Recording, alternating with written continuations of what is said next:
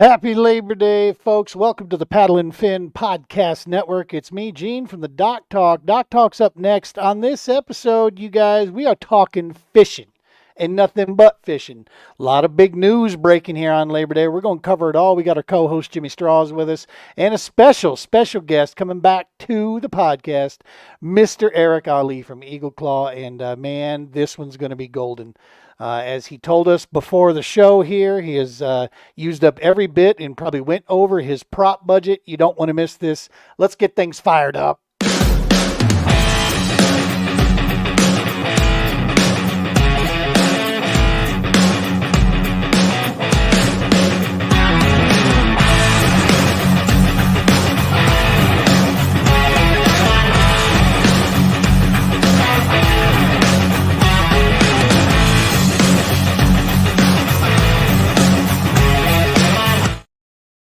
What's happening, folks? Welcome to the TPO Doc Talk podcast, Monday night here on the Paddle and Fin Podcast Networks. Thank you all for tuning in. We are live tonight.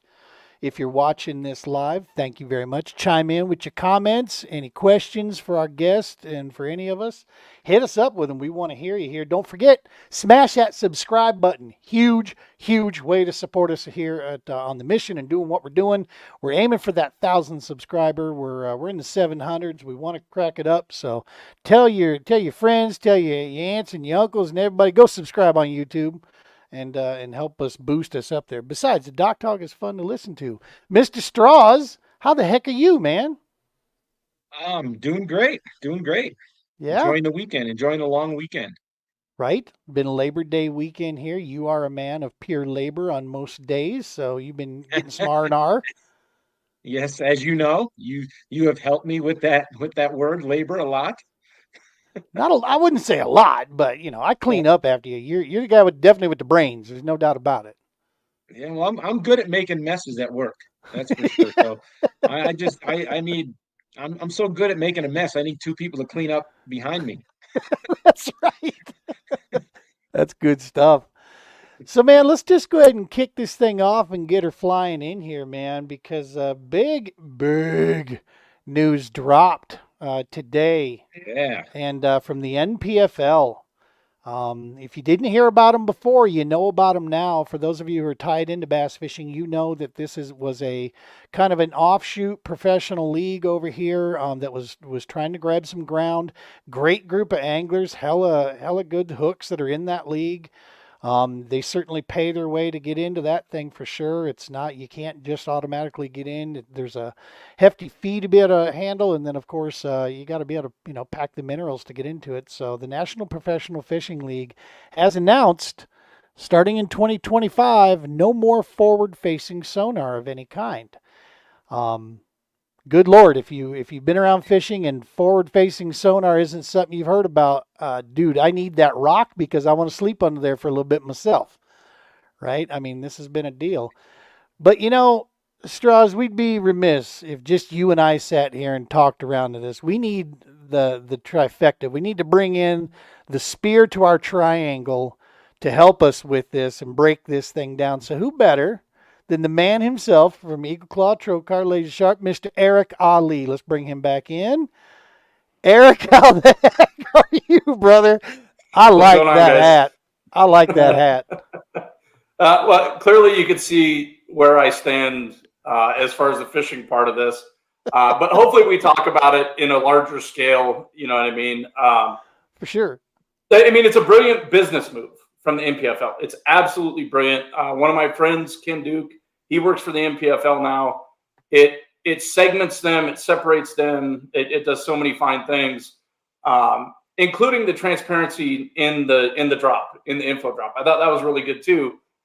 But let's be real, that's what it was for. It was to capitalize on the polarization of forward-facing sonar.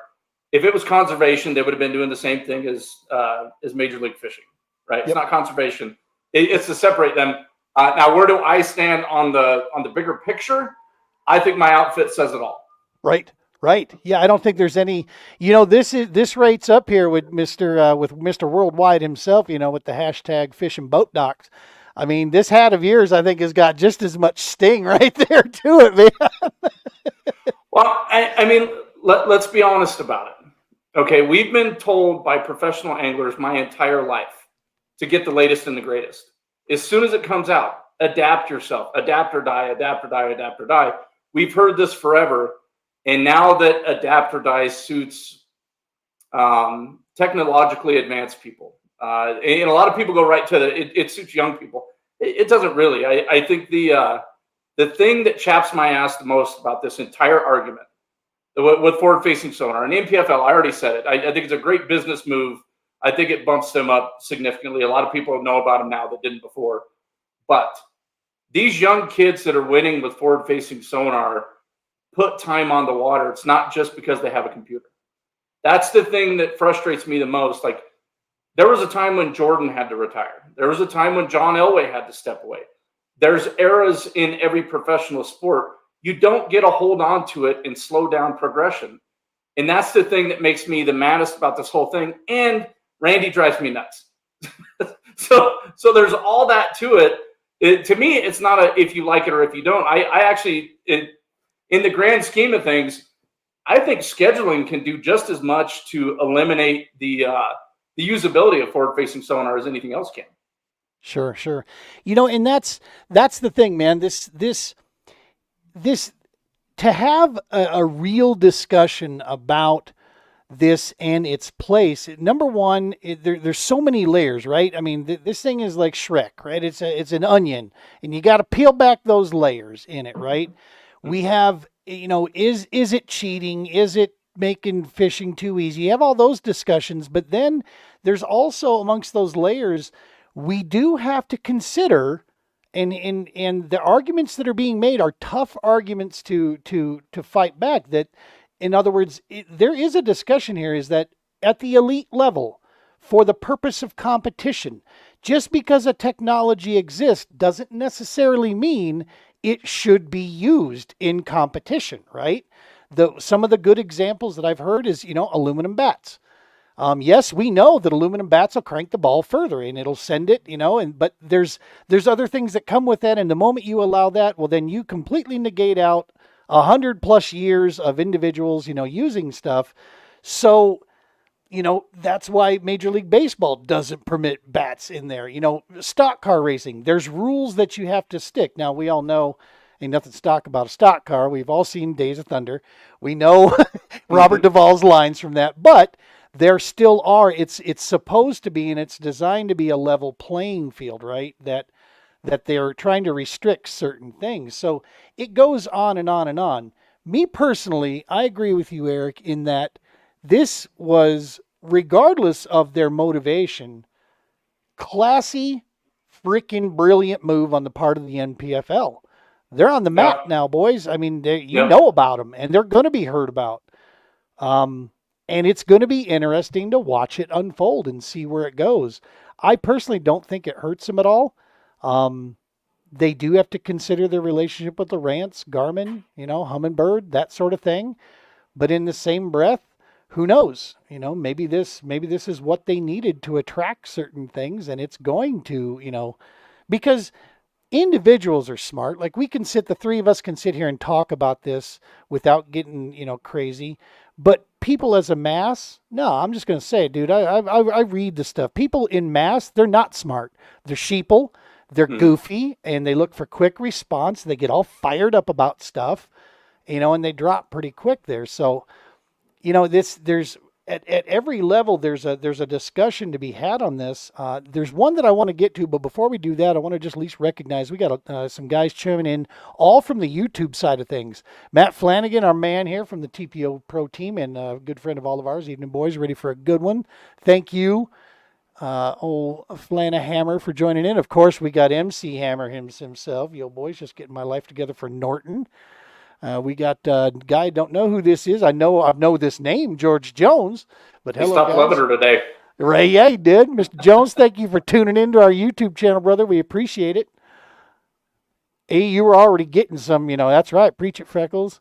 And then, of course, so Flanagan and Collins are also chiming in with some opinions here. I'm not a force, but I think it's silly to ban it. Got it.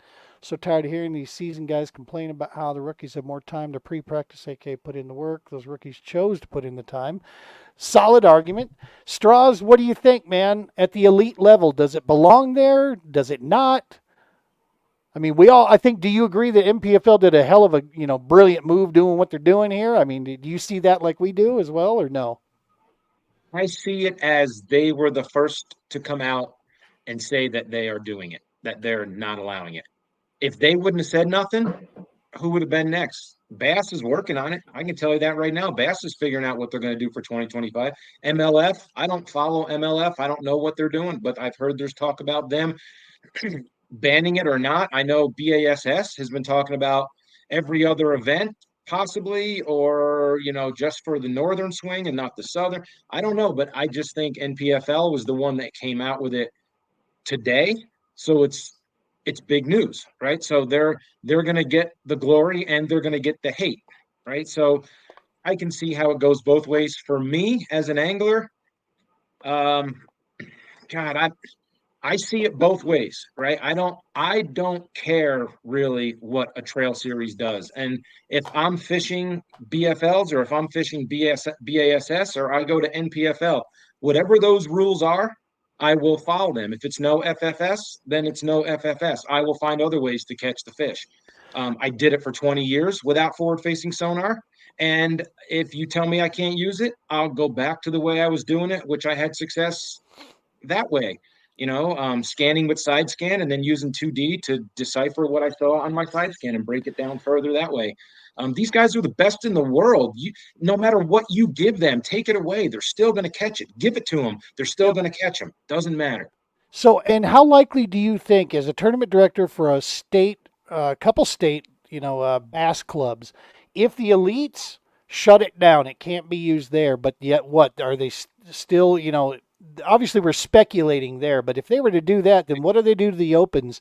And does that translate down to the local clubs? I mean, that would be the catastrophic, really bad move, in my opinion, because that shuts down all the people out there. You know what I mean? It's like that goes to the grassroots effort to kill forward-facing sonar. I might be able to afford it then, but I can say this because I know Eric wants to say something. I can see him bubbling over there. I'm sorry, James. No. What? Go ahead. What I hope happens, dude, is this whole thing opens up a bigger conversation.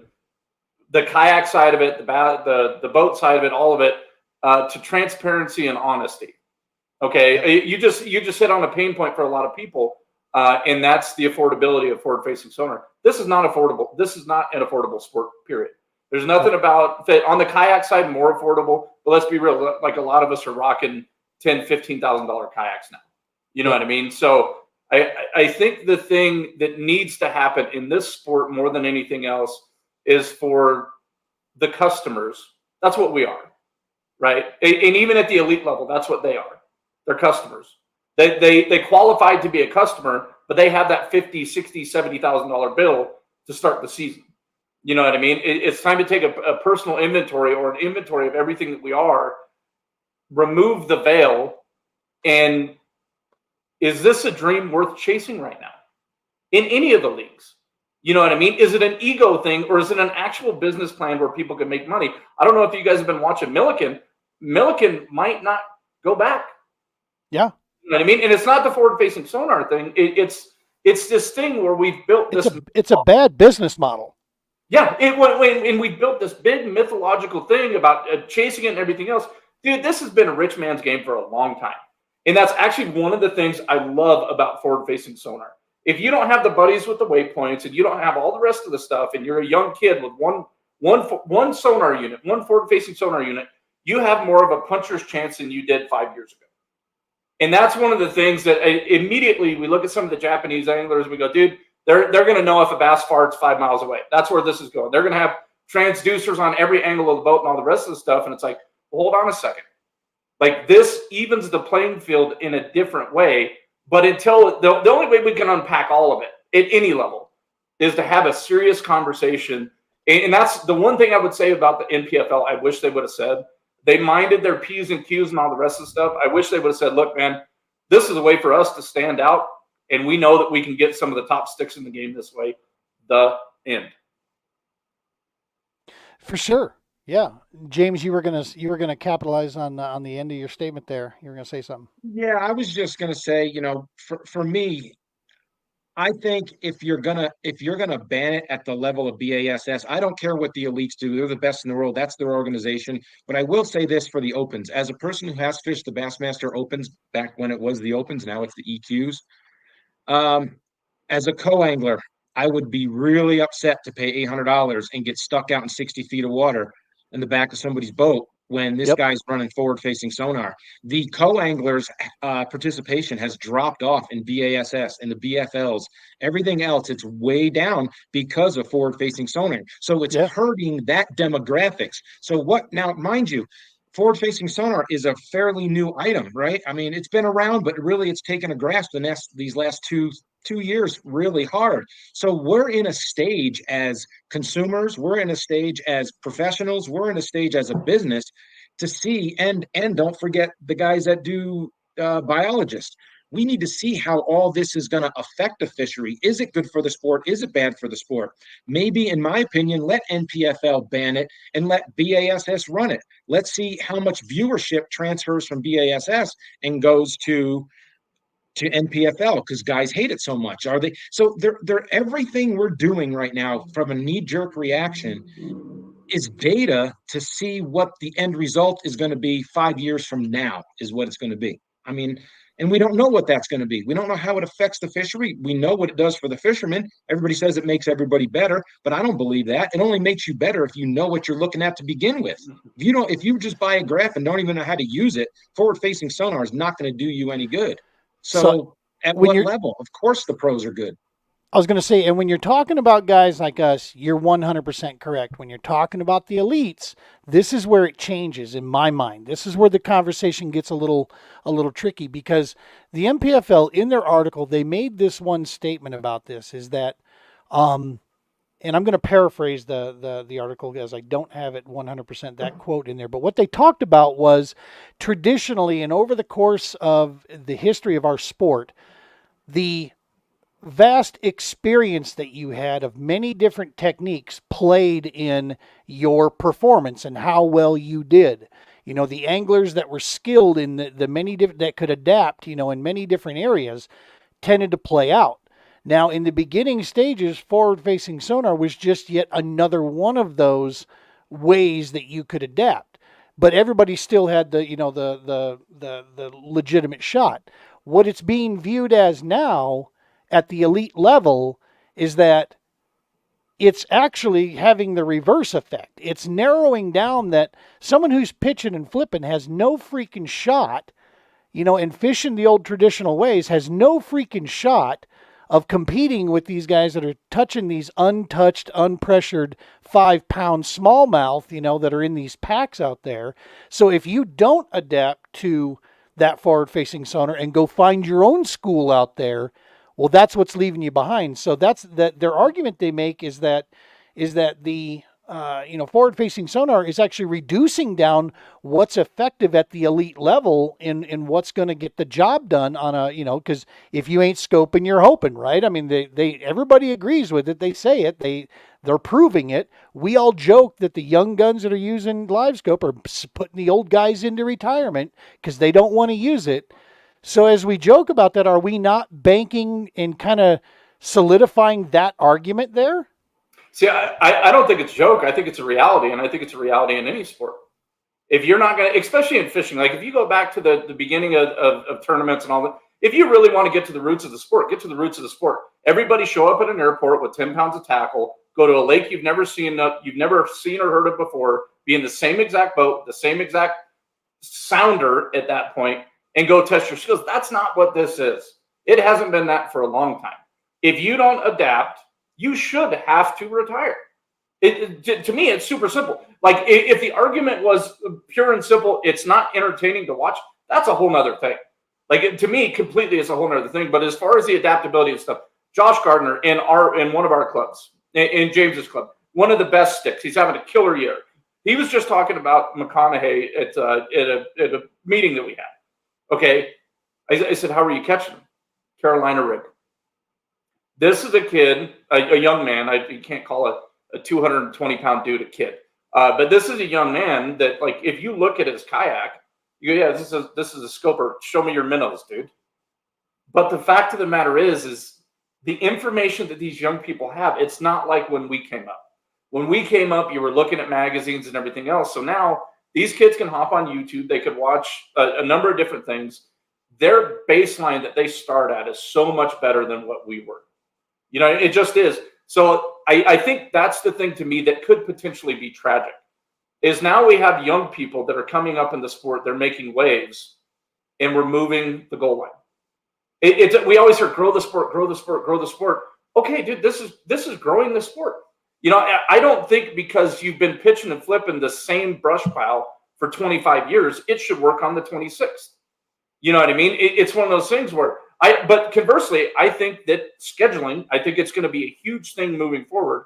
I don't think that you could build a schedule to see who the best angler in the world is that only has forward-facing sonar based things. You know what I mean? But if you look, Tyler Rivette, he won on a jerkbait in Florida. He's making stuff up on the fly. He's creating art. It's something that's so beautiful and so beyond what we ever thought was capable. And now we're talking about, then reel it in. If from a business standpoint, brilliant. From a long-term standpoint, this is where we have to go, okay, dude, if this thing's going to grow, this is just my opinion, dude. I poop my pants. Yeah. I poop my pants twice a year. Okay, so take it with a grain of salt. but the thing is, the long-term growth whether he needs to or not. Yeah, the long-term growth of what fishing is. The only way we can have a legit, no bullshit conversation is if we're honest with ourselves about what it is. And professional fishing right now, as it's situated, is a rich person's game, and it's been that way for a long time. Yep. You know what I mean? So if we're going to get back to grassroots and all the rest of the stuff, and we want to talk about the future of the sport and conservation, then we have to be honest about stuff. Weigh-ins, probably not the thing to do anymore, right? There's all kinds of different things that should come into play, but like forward-facing sonar, to me, it's you can't stop evolving. You know what I mean? Like even when you look at baseball, there's been all kinds of different things in baseball. There's been juice balls. There's been no juice balls. There's been dudes that their heads have grown legit like sizes because they've been juiced to the gills on steroids and all the rest of this stuff. And then we talk about staying true to the heart of the game and all the rest of the stuff. It's like it's evolution. I'm an old guy, dude. I just turned 44. You know what I mean? I'm not a part of this young up and coming thing. I'm old. But the fact of the matter is I want my great grandchildren to have something to go to. I don't want gatekeeping 60-year-olds keeping everything the way that it was, because that's where they excel. So, Strawbridge, let me ask you this, homie. Let's just say, and also let me get in a couple, we got some comments flowing in here. Mr. Levi Snow from Facebook, thank you for tuning in, brother. He puts in there, MLB still uses a wooden bat, and it's 2024 simple. Our man Lucas Snyder, we used to fish with this guy, Live Scope Bad, ban all electronics. Good one, Lucas. He's out in Cali right now. Collins chiming in, people didn't want to give Trey McKinney credit for flipping. He can do both. It's not a cheat code. True. Our man new to this area here, but no, not new to winning. He did not have a scope when he was out, for sure. Donald Brown tuning in from Facebook. Eric Allee gets it. I look at that. All right. And then, Eric, you're only allowed 2 per year after 40. I've used one already. So, Straws, let me ask you this. We all agree that forward-facing sonar, I think most people agree that, you know what, it's here. We're going to be able to use it. But when I say we, I'm not talking about, because we don't compete at the highest level in our sport. Do you think there is an argument here to talk about, or at least to discuss, because let's say we take conservation out of this, okay? Let's take conservation out of it. What if we talk about the tradition and integrity of, say, you know, for instance, one guy brought this up, and I'm paraphrasing here. I'm not a great journalist at all. This guy talked about one of the guys that used to come to the weigh-ins and he was pacing the field constantly out there, was Aaron Martins. A-Mart would come up and he would put sacks of fish on the scales when, going through his heyday. And he was making the rest of the guys look bad out there, man, because the guy was he had gills underneath that gator. If you looked, he was part fish. He was one of the most pure natural talent anglers probably we've ever seen. Nowadays, he would barely crack the top 10. Amart, in his heyday, he'd barely crack the top 10 based on what the elites are doing with the technology and with where like you said, their new starting points here. So is there something, Strauss? Do you think the integrity level that we can use it, but maybe the elite shouldn't? I mean, maybe there's an argument to be made with that. I don't know. I honestly don't know the answer. That's for them to Right. really decide. They have to decide, is it a business model for them? Are they losing viewers? Because that's what it's coming down to. There's guys that say, I hate the technology. I don't even watch bass no more because I'm looking at the back of a guy's neck. There's other guys that are like, I hate the technology because it's cheating, right? It's like you're just scoping around and you're finding live fish and you cast to them.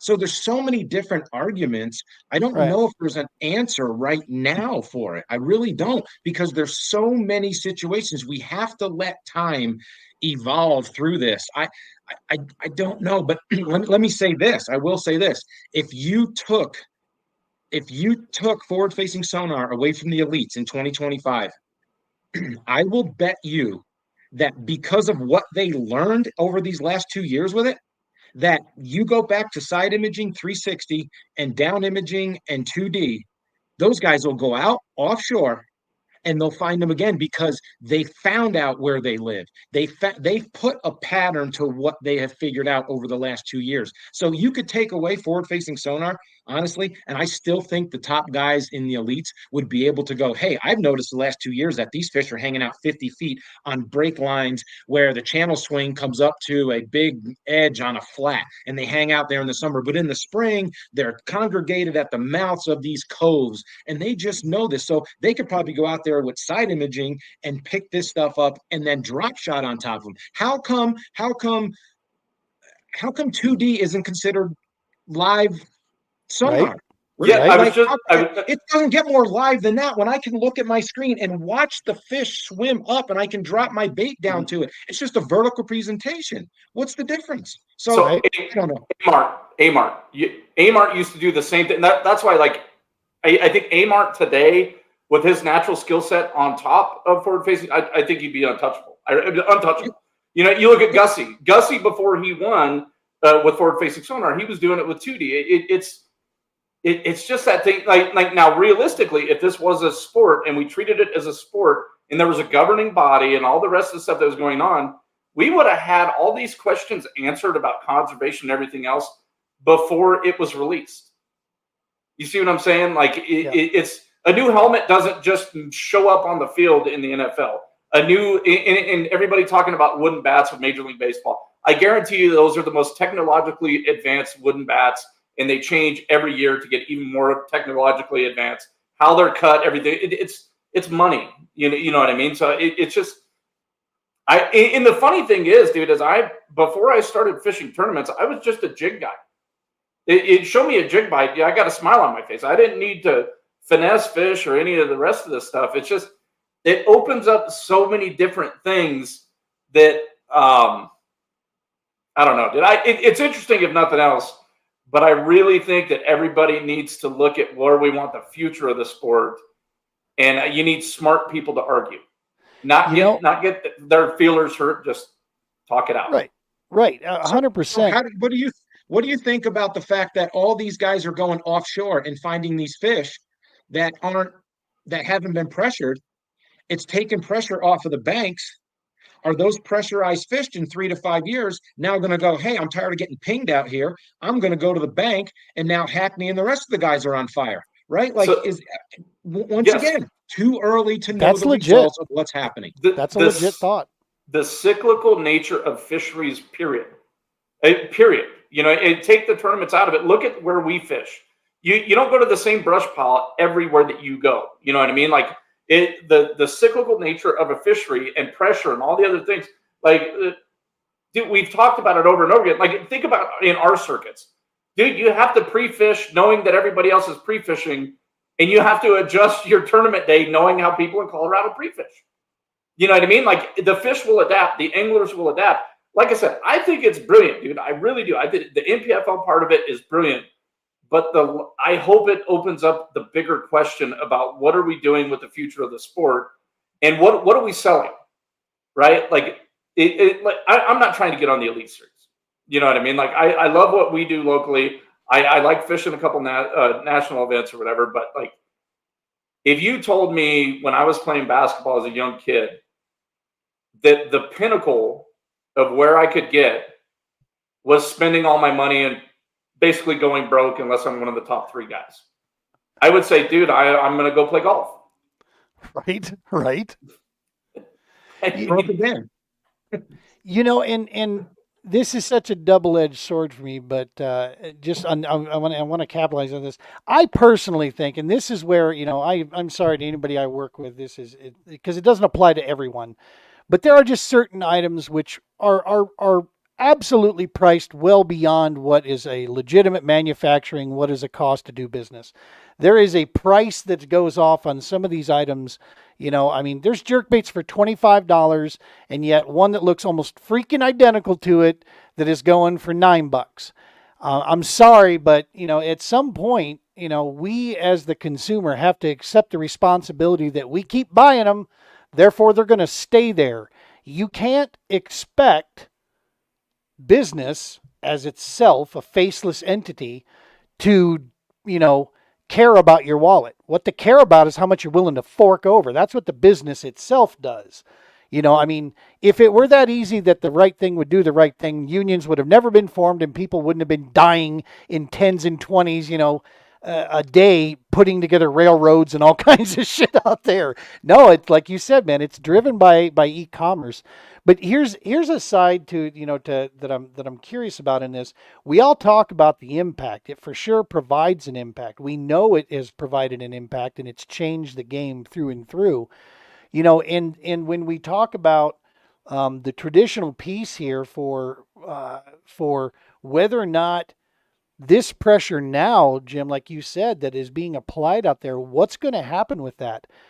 When we talk about conservation, when we talk about the effects, hey, I don't know if anybody was paying attention, but not too long ago, there was an organization that's still around right now that tried to really introduce some hardcore conservation piece. Like, we're not going to affect the mortality rate anymore of fish. We're going to do a catch, weigh, release.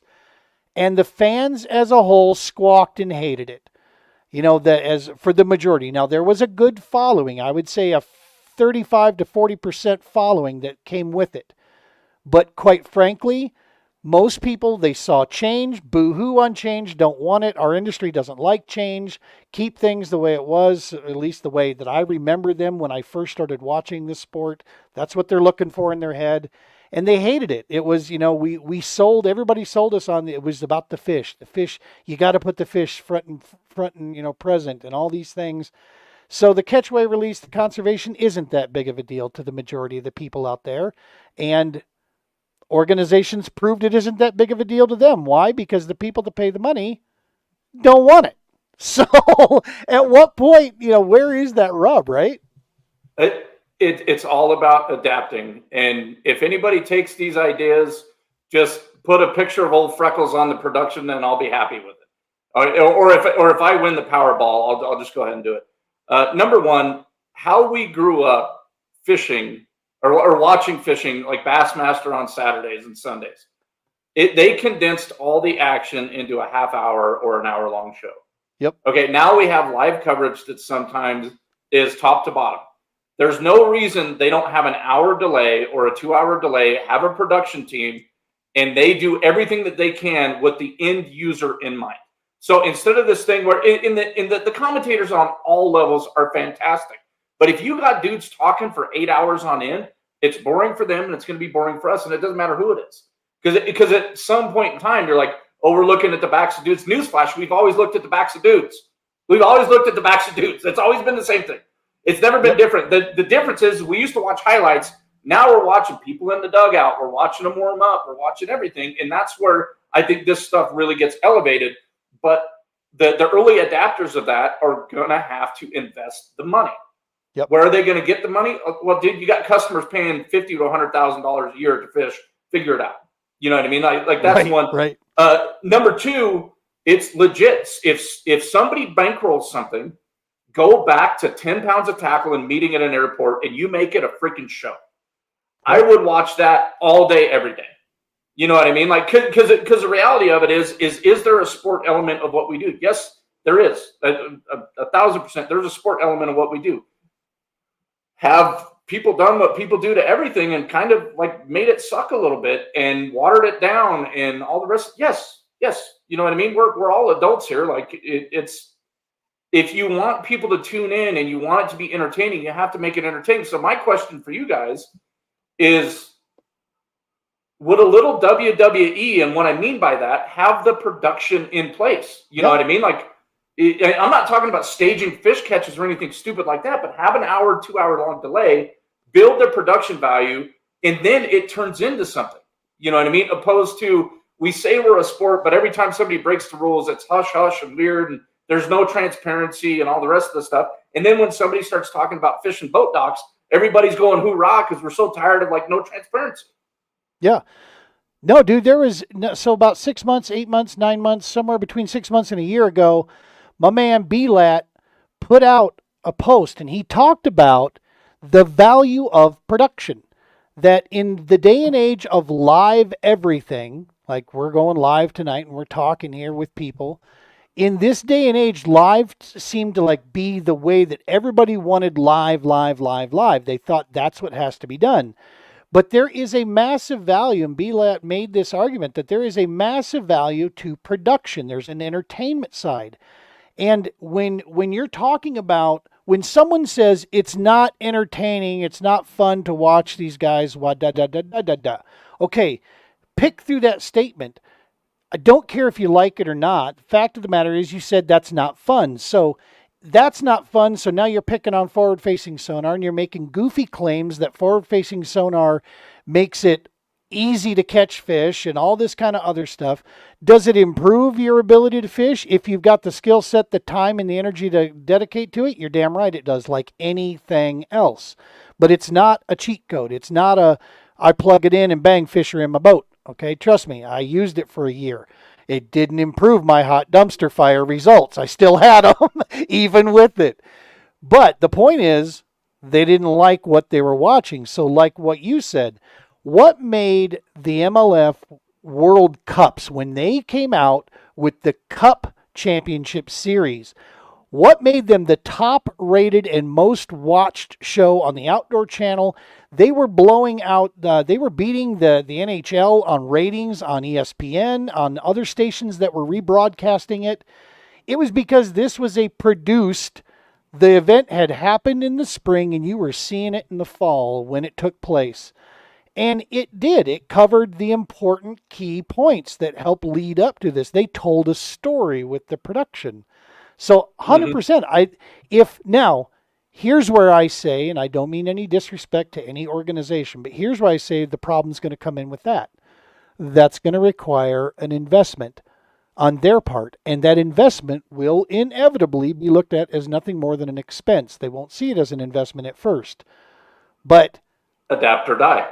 That's what I'm saying. Yes, I'm with you 100%. I think, like you said, they could air that thing, if they want to be kind of live, they could air it a couple hours after it happened. Dude, they do it on the fly all the time. The NFL does it. I mean, they build some amazing stuff inside of a few seconds with a quick, spoof reel, right? So think about this. Okay, NFL, perfect analogy. Think about the NFL's business model. Okay, if most NFL fans also still played football and they all played football on Sunday, and you ran a live feed of NFL football games all day on Sunday, would you be shocked if not a lot of people were watching those live feeds? Because that's the day that they play football.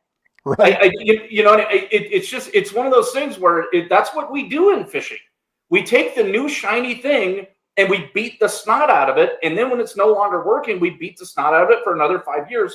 And this time, I don't think it's going to work. It's like, you look at the amazing announcers that we have in fishing, whether it's, Fat Cat, Luke Duncan, JT Kinney, Zona, Such, any of those guys. You give those guys a couple hours to break down a day, and they're talking highlights, lowlights, patterns, stuff like that. It's not this weird. It's like BASS. Sometimes I'm watching on Fox. Sometimes I'm watching on this. It's like it's doable. And like you said, it's an expense, but adapt or die. Like in the kayak world, especially, you could look at the kayak world and go, at one point, dude, if you weren't KBF, you weren't going to go anywhere. Yep. KBF was the biggest, best thing in the world, and there was nothing else. Adapt, or you're going to struggle. You know what I mean? Like, Chad's a smart guy. He's going to stay relevant, and he's going to get back up to where he was. But now we have all these other places where you can compete. Adapt or die. Same thing as an angler. Adapt or die. Like, if you were good at your job 20 years ago, and a bunch of new technologies are taking place, and you just go, like, I'm not going to change. Well, the company's going to go, well, you're not making us money anymore. You're not adapting, whatever. It's like, okay, either you're going to have to get another job or your company's going to go under. And this is no different. And if any company thinks they're above it, oh, buddy, you remember 20 years ago, where did we get our movies? We walked our ass to Blockbuster, and that's where we got them. Find one today. Yeah.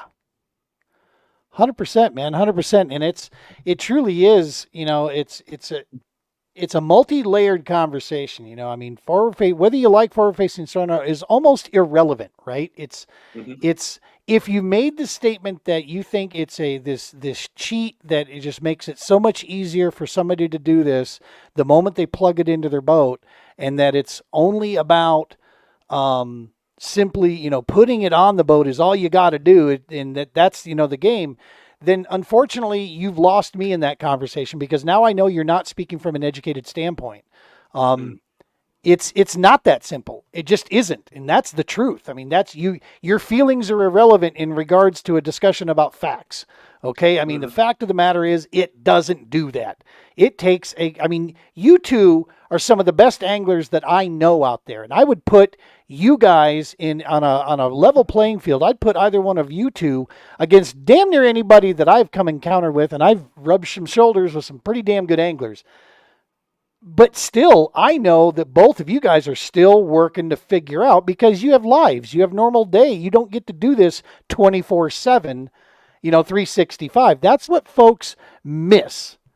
Do you understand that these young kids and old guys and young girls and old women that are doing this for a living literally are spending 6 to 7 days out of every week, they're on that boat, they're on a body of water somewhere, and they are fishing. Whether you see it in social media land or not, that's the reality. That's what they do. They drive around the country, they fish, they film, they fish, they fish, they try new stuff out, they work on equipment. That's the part of this that people just think that they're doing like we do, which is, they go off, they do a couple photo shoots, and then they get in their boat on Sunday and they go fish. No, dog, it ain't. It's these folks, this is all they do, right? They surround with that. Because it's business, right? I still say, in the long term, 3 to 5 years from now, we're going to look back and say every move that everybody did is a business decision for their organization to either gain viewership or gain money. And they threw a wrench in the works with forward-facing sonar, and they've got people chirping in all different boundaries of love it, I hate it, I ain't watching it no more, I love watching it, I love when they break the screen down and they show me how to do it. There's weekend anglers that have never seen it, but you go on Saturday on FS1, and Zona was breaking down what Trey McKinney was doing with the screen right in front of you. How much did that teach somebody that they're like, oh man, that did something? And he goes out with his electronics that he really didn't know how to do, and now he's successful at doing it, right? So that gives him like, oh, I'm going to tune in for that. Like Eric said, years ago, the only way we got information about BASS is we got our magazine and we'd put it in the toilet behind us, and we'd sit down on the toilet and we'd read it all the time, right? Then this thing the internet came out, and we could see the results that day. We could see the results, right? Exactly, right there. Now we have the opportunity to go online and sit and watch Chris Zaldane, let's say, fish for 6 or 7 bites all day, and then expect not to be bored with standing there and looking at his back. Come on. I mean, the guys, Try doing like that. Eric said, if Eric said, you were to take that and you could snip it, all that together and make a production out of it and explain and break it down, I think you could get viewership, which would, it's not going to change people's view of the FFS. It's not, but we need time to see how it affects fisheries, people, and business. And I think that's the key, man, is that we don't need to change heart and minds here. Okay. This isn't a heart and minds discussion. If you really boil it down, this is an entertainment factor, right? At the end of it, it's an entertainment deal. And unless that's you're what, the angler, then that's a business. I mean, look at James Watson. You know James. I mean, he's all about business. It's business. An angler nowadays is a business, and you need to market this, your face right here, this, and have a personality. And that's it. It's a business, and you've got to, like Eric said, adapt or die. I mean, that's how come when side imaging came out and down imaging. And Denny Brower, and don't take this the wrong way. He's one of the best. He's a one-trick pony. He was a flipper, right? If it wasn't a flipping bite, he wasn't going to be in that tournament. But people accepted that. Well, then how come when side imaging came out and Kevin Van Dam mastered it, understood that schools were suspending, and he could get out there with his jerkbait and he could crank and he could jerk? How come that didn't set the world on fire as bad as forward-facing sonar? It's almost the same thing. Because young guys weren't winning with it. Yeah, it wasn't. I mean, let's be real. I mean, I really think that's it. And going back to some of the other stuff, like people chirping. Gene, I think you said something that's really interesting there with people chirping. If you have pillars of a sport, and that's what you believe in as the whole entire sport, you don't move immediately because 18 people in their parents' basement are talking.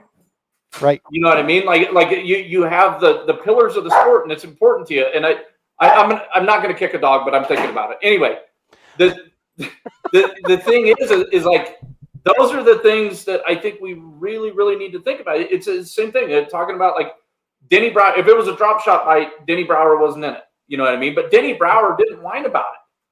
Nope. It's just this thing that I think that the sport as a whole has to take inventory, and we have to go, number one, when we say grow the sport, what do we mean? Yep. Are we talking about fishing, or are we talking about companies? Because that's the thing. Like if we're talking about fishing, grow the sport, it's a whole different thing. If we're talking about growing the sport of tournament fishing, that's another thing. If we're talking about selling products, be honest about it. 100%. Can I say something real quick? Yeah. On the term grow the sport, and I know that's I freaking hate that saying. I despise it. Here's why. We've grown the sport so much, we can't even fish our own fisheries. There's everybody's fishing. The technology is taking it over. It's on TV now. The sport will grow. The only people who say grow the sport are the people who are selling you products. Yeah. I'm sorry. In my opinion, I hope we don't grow this sport anymore. But you're going to tell me that your neighbor next door that has 3 kids, a boy and a girl, he's not going to take his kids out fishing and one of their kids is going to fall in love with it? The sport will grow. But the whole term grow the sport, well, here we are. We've grown the sport, and now people are complaining about it. Well, and that's the thing. The feel-good part of it, you guys just got me in rare form because I'm just going to keep going. When you grow the sport and when you have a part of this is what you do, you also have a responsibility to teach ethics. Like there's so many people in the sport that do that. They talk about it. But there's also a lot of people that take this conversation that we're having now. We're quick out the gate. The timing's perfect. Couldn't be better. But there's going to be a lot of people that look at this and they go, this is how I'm going to make my next truck payment. I'm going to beat this dead horse just into submission, and I really don't have any skin in the game. Yeah, you know what I mean. So it's just one of those things. Where yeah. But I think I think that we need to look at it as a whole, and that's why I know that the young people coming up, it scares a lot of people. But the thing is like we all get our time. You know what I mean? Like I don't want to talk politics, dude, but Gam isn't supposed to be running the country, and she's not supposed to be running bass fishing tournaments at 85 years old. Right. You know what I mean? It's time to let some of these younger people have their time. I want to give a chance, speaking of time here, I want to give a chance to some of the folks that are tuning in. We got our man, Trev. Hey, Trev, I know it's like way late by now. You're probably already wrapped around a telephone pole, but slow down. He was driving 90 up 285 trying to get home. He's probably already missed a ton. I love E's forward-facing hat. The beauty is, Trev, this stuff is recorded, buddy, so you can go back and watch it right from the beginning. So slow down, take your time, get home, and then we'll probably still be here talking about it. Then, of course, my man Lucas was chiming in. He was telling me not to hate on his Vision 110s. You picked up on which jerkbait I was talking about there, huh, Lucas? Yep. Here, speaking of block it, Aaron, Wendlet, and the rest can join the MPFL and duke it out old school style. I'd still watch. I watch everything fishing related. Isn't that the truth? I mean, I think at the end of the day, I mean, that's really what this is going to come down to. And again, why we go back to the NPFL's decision, brilliant move. Great job on their part. I like the reasons that they listed, that they thought about this. This wasn't knee jerk. They were, going through. I mean, I'm going to take them at their word. I have no reason to say, think not. And that they're making a decision to go this route. We'll see what comes out of it, and we should get some good data from that. Do have a question here coming in from YouTube from our man Collins. Question for old Freckles being in the biz. When, if ever, does the post-COVID market drive prices back down for consumers? Is the honeymoon over for the demand on the industry? What's your thoughts on that? I think it's the cost of business now, to be honest with you. Before it was demand, and now it's the cost of business. And I think there's a lot hinging on the next couple of months. Like that's the only thing that I could say there. But I do. It's just like anybody else. I feel like a dude wearing a suit right now with this ridiculous thing on my head.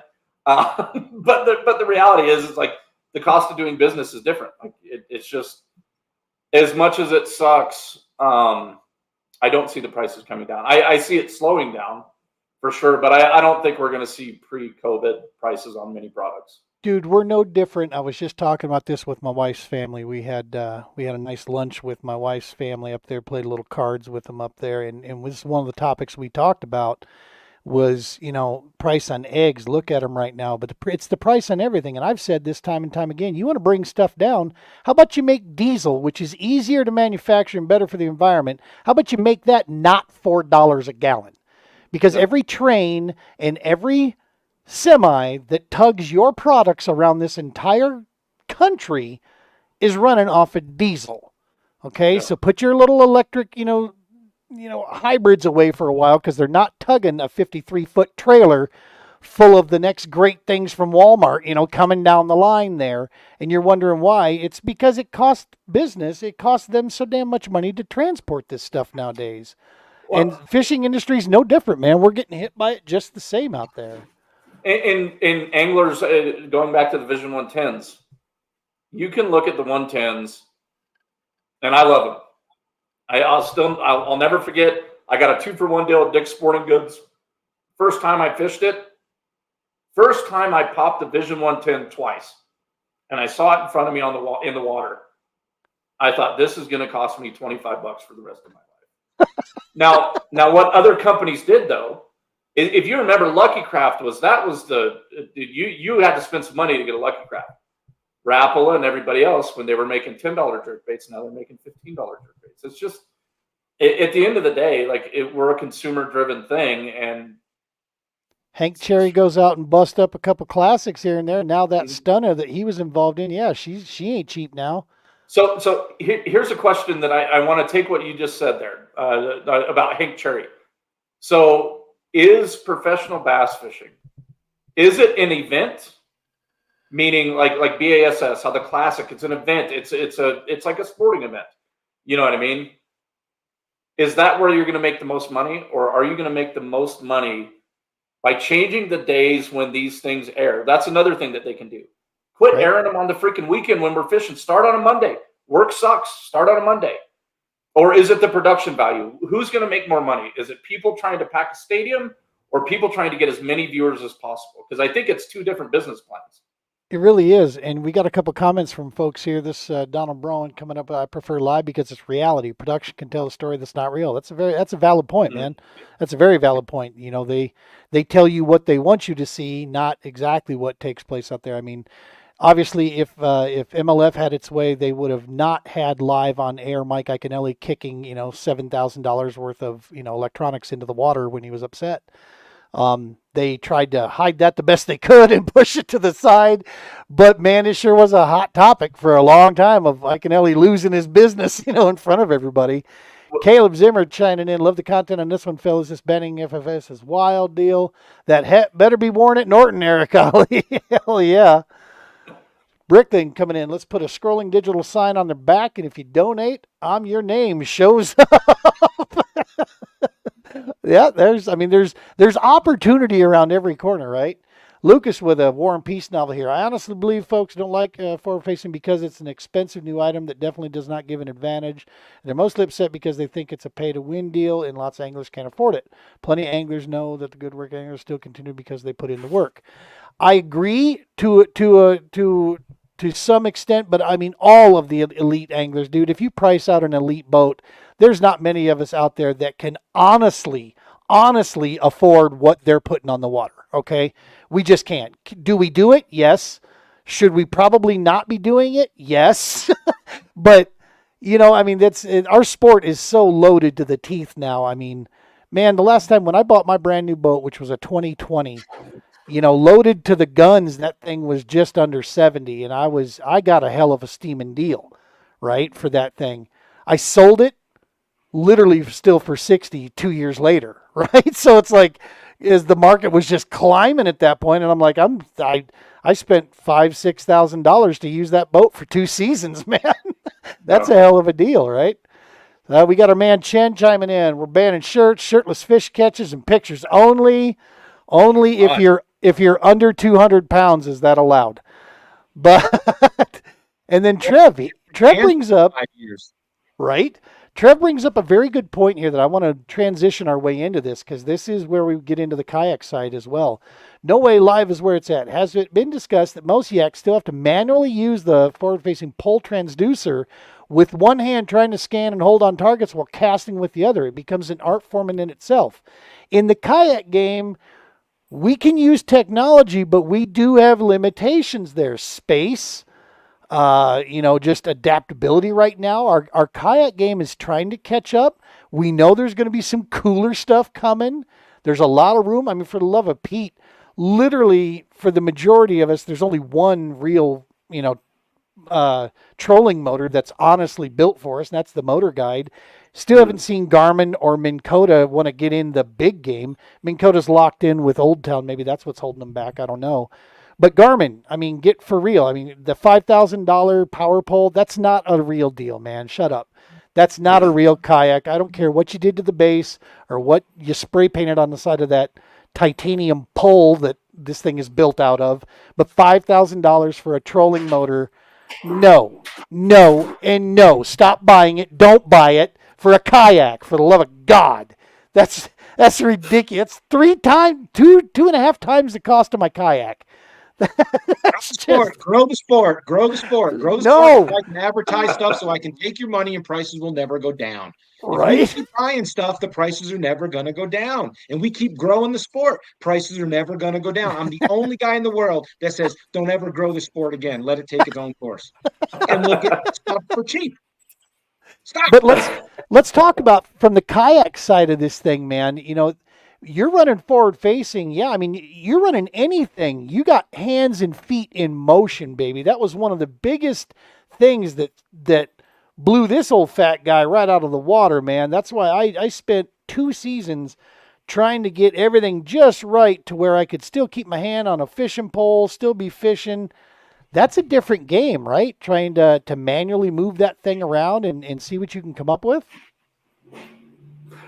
Yeah, to me, it's that's how I started with forward-facing sonar. I'll put it on my Lund and stuff like that, but to me, it's more natural. I don't know how to explain it, James. I don't know if you feel the same, but there's a connection with the water that we have in a kayak that's a little bit different than in a boat, and I just feel like I'm more accurate with it than I am in the boat. Actually, to tell you the truth, if somebody wanted to catch all the fish in any of our metro area lakes and wanted to stay on a spot, you take those old school pontoon boats with the little flippers, you'd be able to stay on the spot. You'd be able to wreck some fish with that. But it's definitely something. Yeah, for sure. And for me, I don't know. It's an art, but like Trev said, in the kayak, you're multitasking. In a boat, the thing is I have the control of standing up and having that on the trolling motor. And if you watch these guys, all they're doing all the time, that trolling motor is constantly scanning. And if the wind starts to blow them in a certain direction, when their foot is turned this way, they'll just tap on that little pedal. It'll kick the boat back over. So they're controlling a boat and moving forward with one apparatus, your foot, versus us, we're trying to control the boat with both feet with a rudder and control the forward facing sonar. And then when you stop controlling your boat in a kayak, you just don't stop. It weighs 200 pounds versus a 2,000-pound fiberglass boat. You still go. So even though you're on that fish with that forward facing sonar, you still got to roll with him to stay on him while you're twisting the other way. So it's something we're all going to have to get used to.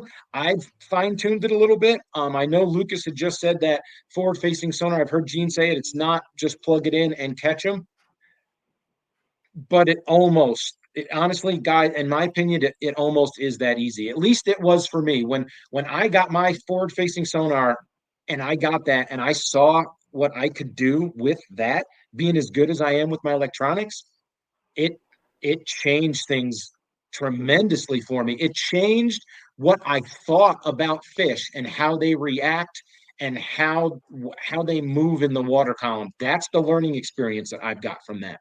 But I want to submit this, James, that you're not the average bear, dude. You have a well above average understanding of electronics and positioning and motion. We've been talking about several times. I want to follow up on this and do a couple videos of us together of you doing some classes, teaching some guys. So that's not the average bear out there. I will say this because I don't have that level that you have, and I can tell you when you're talking just the perspective of the angling of what I'm actually looking at. You got to sit there and swipe this thing several times to fully understand why does it look like this, even though I think the bank goes up. It's this weird angle. You got to consider, geometry. You got to consider physics, the way you're facing it as far as what's sounding and what's coming back to you. There's a lot more to it. Now, yes, my first fish I ever caught off of forward facing was at Trinidad, and it was a walleye. And I watched my Ned follow straight down to these two little blips on my screen, and I watched one blip come up, grab it, and then go off my screen. And as I was going, hey, I felt my pull. And I'm like, hey! And I had to catch up to the whole damn thing that was taking place. It's like, I just watched that thing eat. And it was my bait. One of the comments, this is very true. I'm not sure where it plays in this, but the world is instant gratification place now. People don't want to put in time and effort into anything, and that's very true. I mean, there's a lot of truth to be said for that. Well, but here's the funny thing is talking about James picking up forward-facing sonar quick. I won my first tournament that I fished with forward-facing sonar. That's because when we plugged in forward-facing sonar for the first time, I don't know how many decades of experience you got, James, but between the two of us with our experience, it's an old man. You know what I mean? And it's one of those things where for all the times you kick ass with forward-facing sonar, times it by at least 2, and that's how many times you're going to get honey dipped. You're going to be looking at the screen. You're going to go, dude, I got this figured out. There are all these fish. I'm going to set up. I'm going to get everything perfect. And you're going to realize you're sitting in a school of 12-inch rat smallmouth. Or maybe you're on a weed line and you like I'm at a point now where I can tell the difference between a smallmouth and a walleye, just like James can. But sometimes you have to weed through them. You know what I mean? But here's something that's interesting. Before I used forward-facing sonar, do you know what I had on my kayak that I had on a ram mount? I had an underwater camera. I actually eliminated more time. These dogs, did I say something about booting a dog? You're good. But anyways, I had an underwater camera. I would drop it down so I could see the difference between carp, walleye.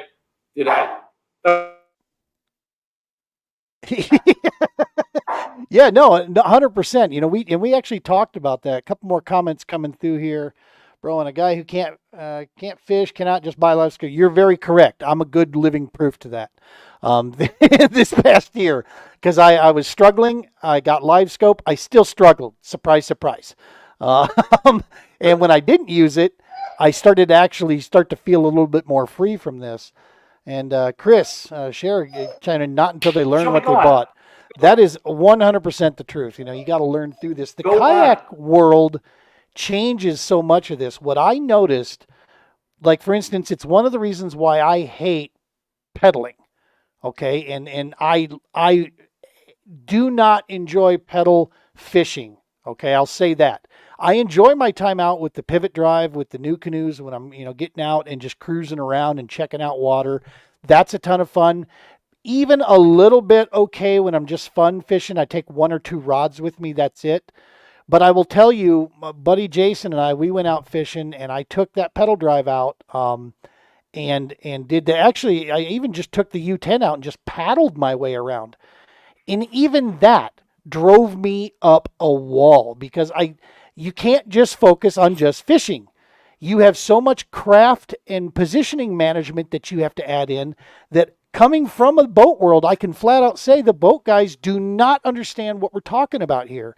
Technology, that boat, the hull design, power poles, anchor mode has created such a cushy environment from the deck of a bass boat that you have no idea what you're dealing with when you step into a kayak and you have to, catch a fish, net a fish, not get a hook stuck in your eyeball, pedal, don't drift into the boat sitting next to you, don't hit the rocks over here, keep yourself, get a picture of the fish, get it submitted, and try to do all this, inside of like a minute 30, right? And it's like, blow it out your nose, Jack. I'm not getting her done.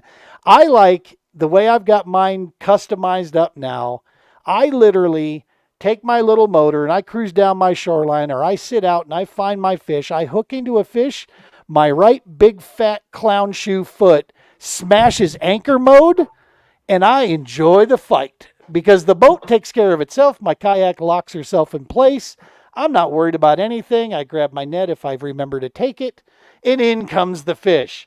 We do a professional left-hand model picture, cha-chink, cha-chink, and away we go.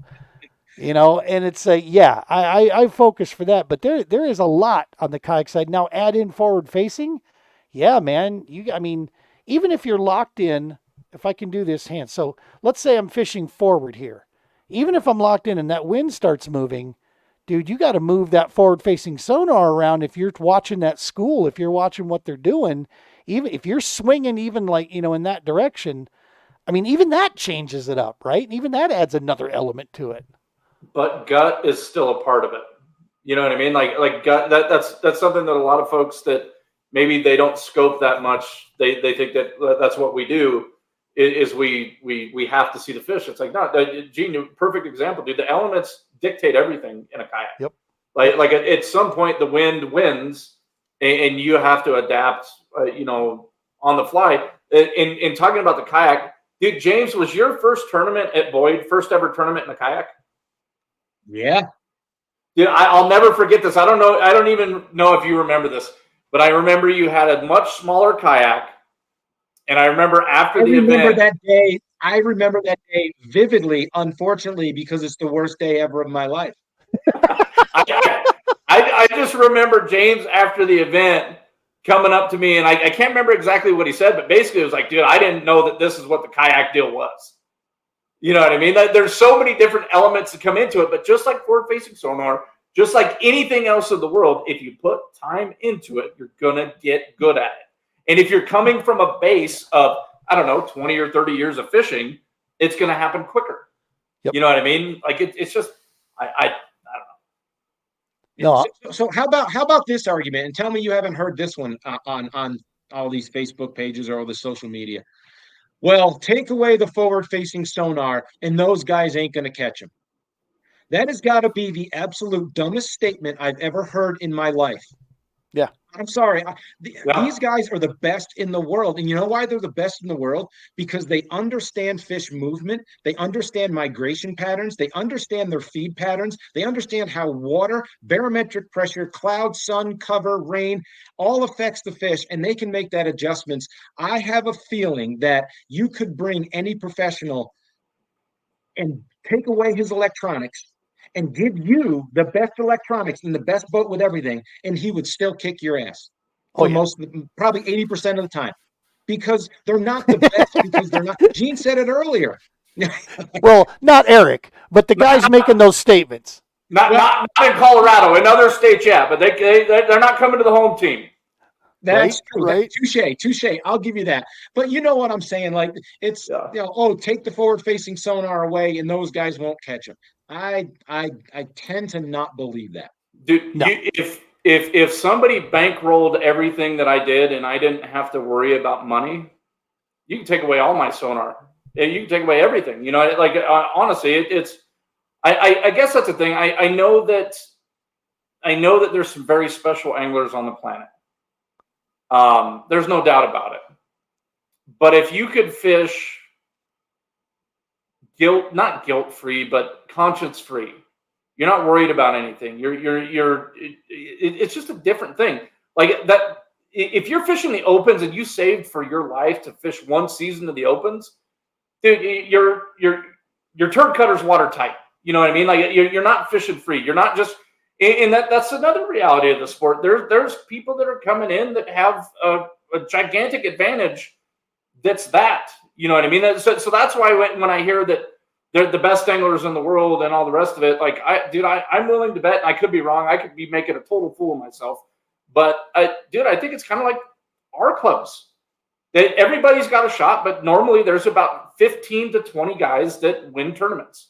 You know what I mean? If you look at the Elite Series, you look at MLF and all the rest of the tournament series, there's typically the same near the top, and the folks on the bottom, the customers, they keep it afloat.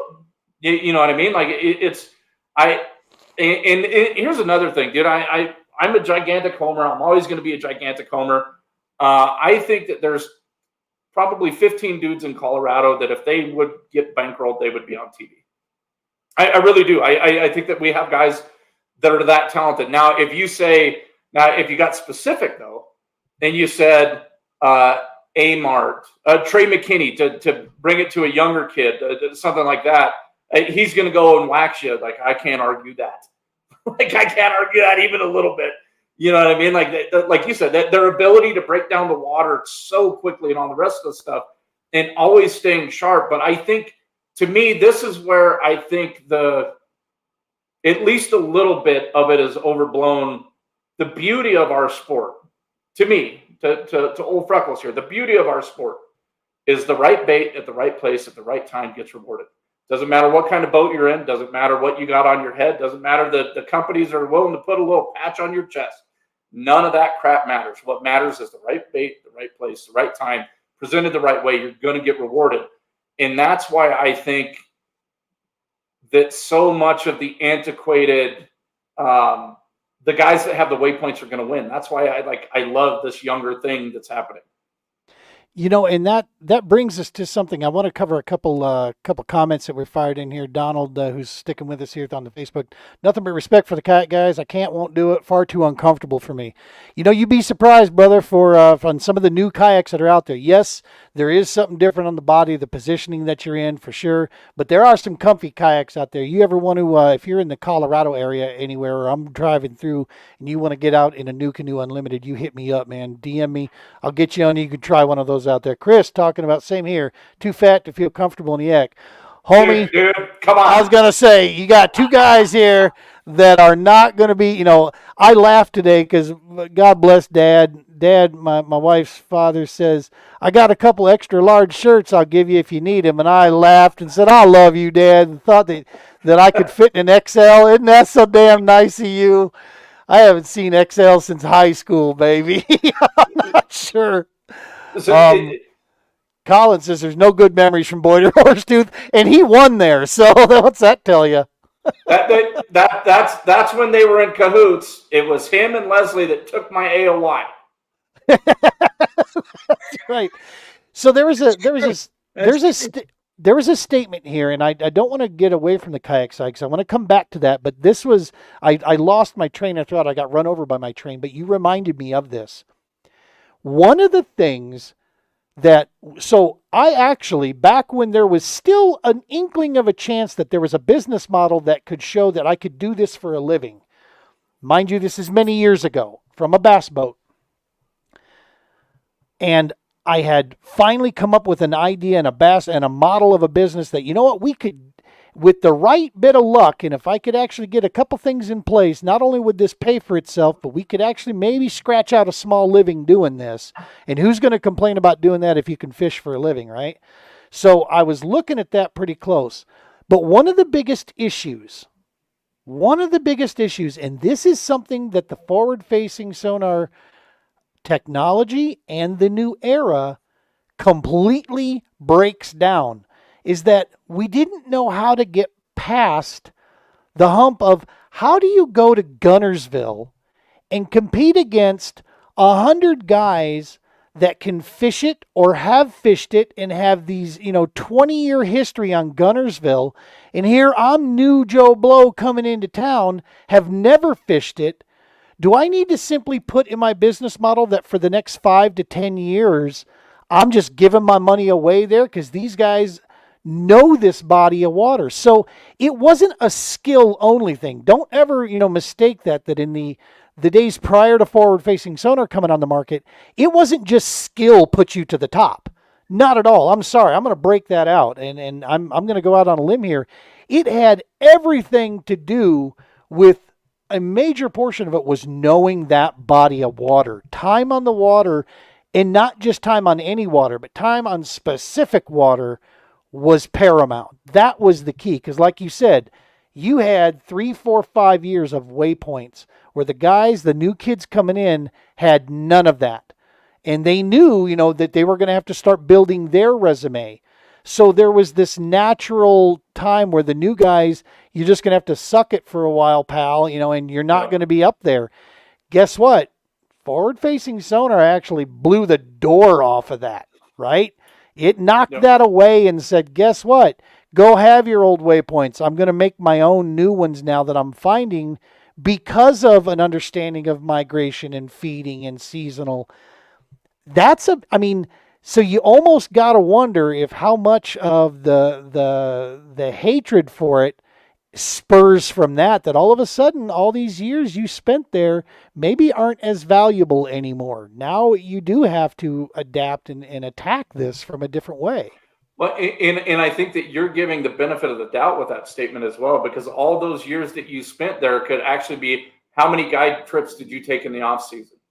You know what I mean? Like there's all kinds of stuff in professional fishing where we assume that they go out, they get 3 days and they find all the fish in the world. And then, you find out talking to this person or this person that some of these guys take guide trips in the off season. So there's a lot of other stuff to where if you are bankrolled, the advantage that you have supersedes forward-facing sonar tenfold, 20-fold. You know what I mean? And the other thing about forward-facing sonar that you just hit the nail on the head is, dude, it don't work if there's no fish.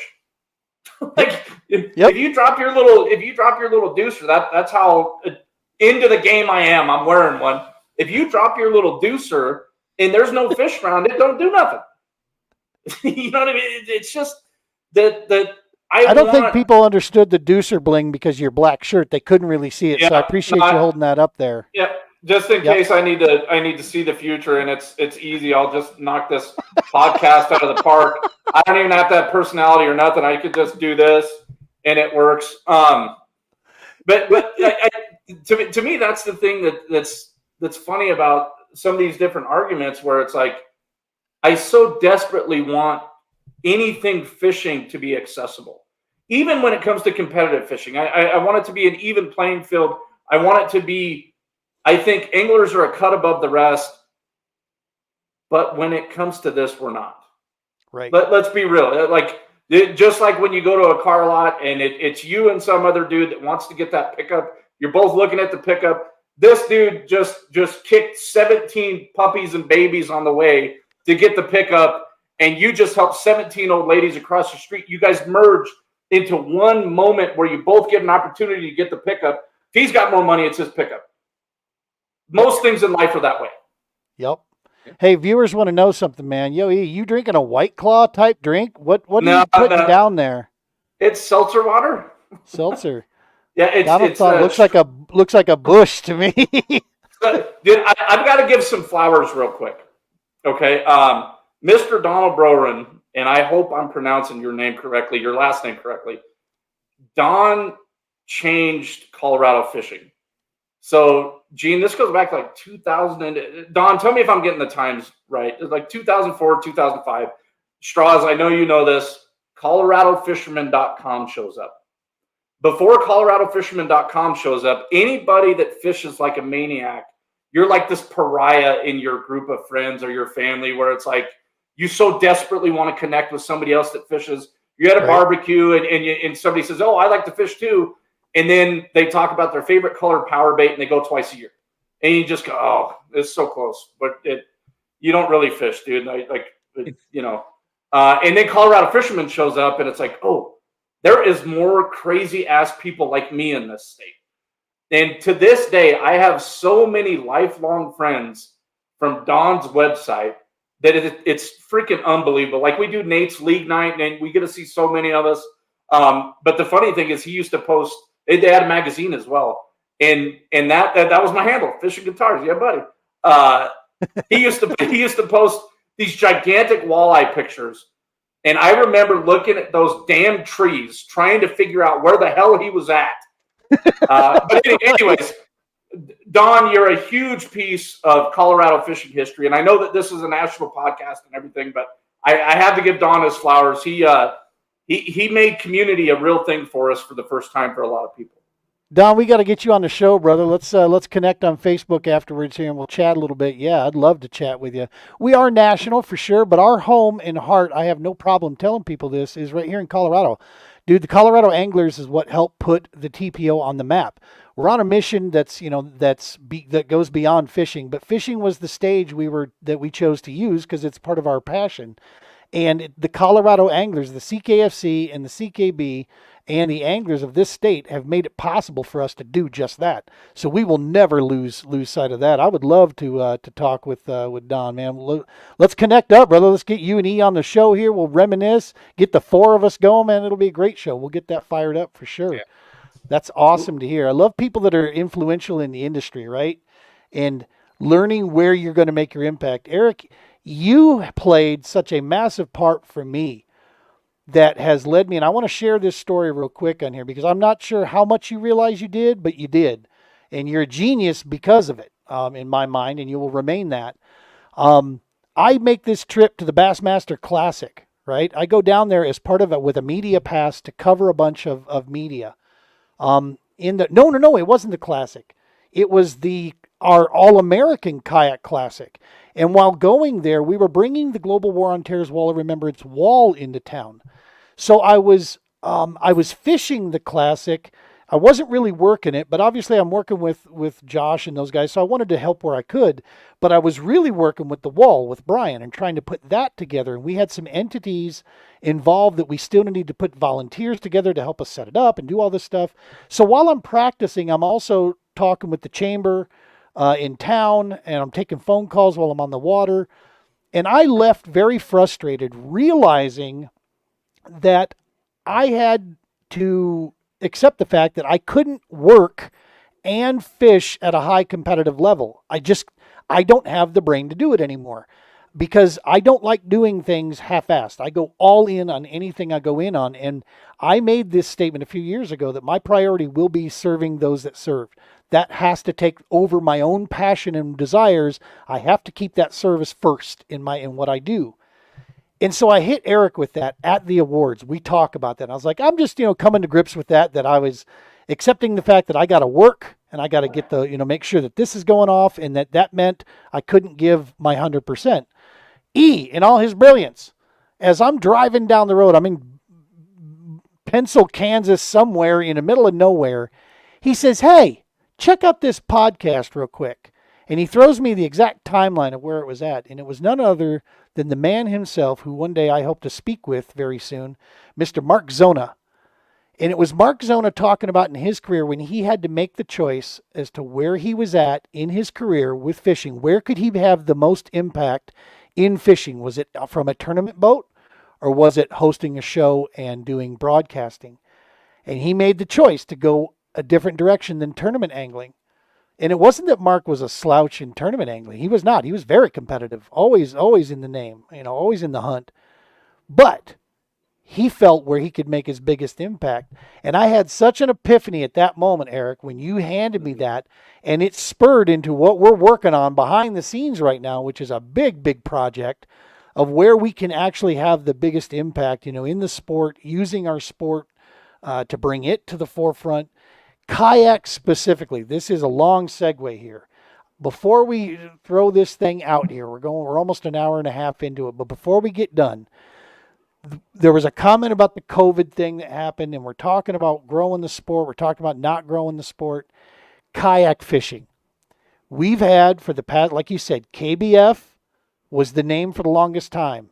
Hobie jumped in and said, hey, I'm going to show you how to make money competing. And Hobie paved the way for how you make money. They did an amazing job with that. How to pick up popularity for the anglers, for the sponsors, and how to make dough in the process. Bassmaster said, we're going to dip our feet in this. We're going to get a little piece of this. Personally, I think the stupidest move ever is the MLF balked and didn't jump in when they could have. Two industries, both conservation driven, could have really made a move. But I digress.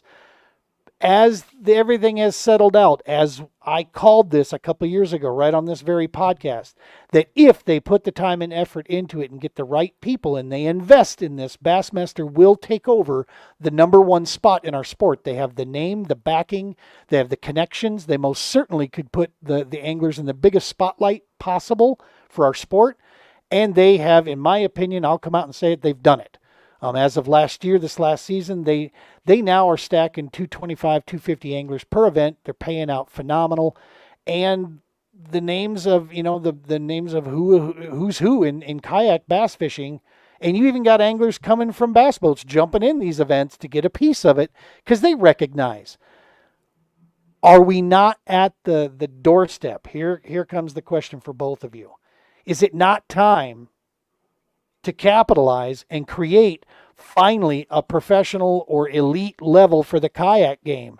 One that you don't pay to play, because right now, even lowly little me with the shittiest record in the past year and a half, for 2 years for tournament fishing, I can go fish against the best kayak anglers in the world tomorrow if I get my name in right and pay my money. Are we at the time now where this could support it? Do you think Bassmaster could capitalize this, create that elite level, and not allow forward-facing sonar with it? But what do you both, we'll start with you, Eric, get your opinion on this, and then we'll go to you, James. What do you think we're at is it time, is it not time, pro, real, elite, qualified to compete type league? I think it is, right? But I don't know that there's a business model that makes money for everybody involved in it, to be honest with you. I think that at this point, I think it's still a passion project for the leagues, the anglers, everybody. I feel like Eeyore is saying that. I really do. The fact of the matter is, dude, is like, to be profitable in fishing, you don't necessarily have to be the best angler. That's right. Not the, you know what I mean? That's not the thing. So I wish what you said would come to fruition. That you can get paid to compete, right? Not paid to win, paid to compete. Right. I think that would change it quite a bit. But until then, I think we're a lower scale of the same problems that you have at the highest level, to be honest with you. Which is odd to me because more people could get into this, right? I mean, this is a more open field to compete where, forward-facing plays, but it's not the end-all, beat-all in a kayak, right? It's not, just because one guy has it doesn't mean the whole field needs to get on and or they're going to have no shot at it. you get a different you get a different game going on with the kayak side of things, right? And so it's odd. So if you take some elements from each league that's working right now, and I realize that it's getting dark and my whole vibe is getting creepier, nothing I can do. But if you take a little bit from each of the leagues, right?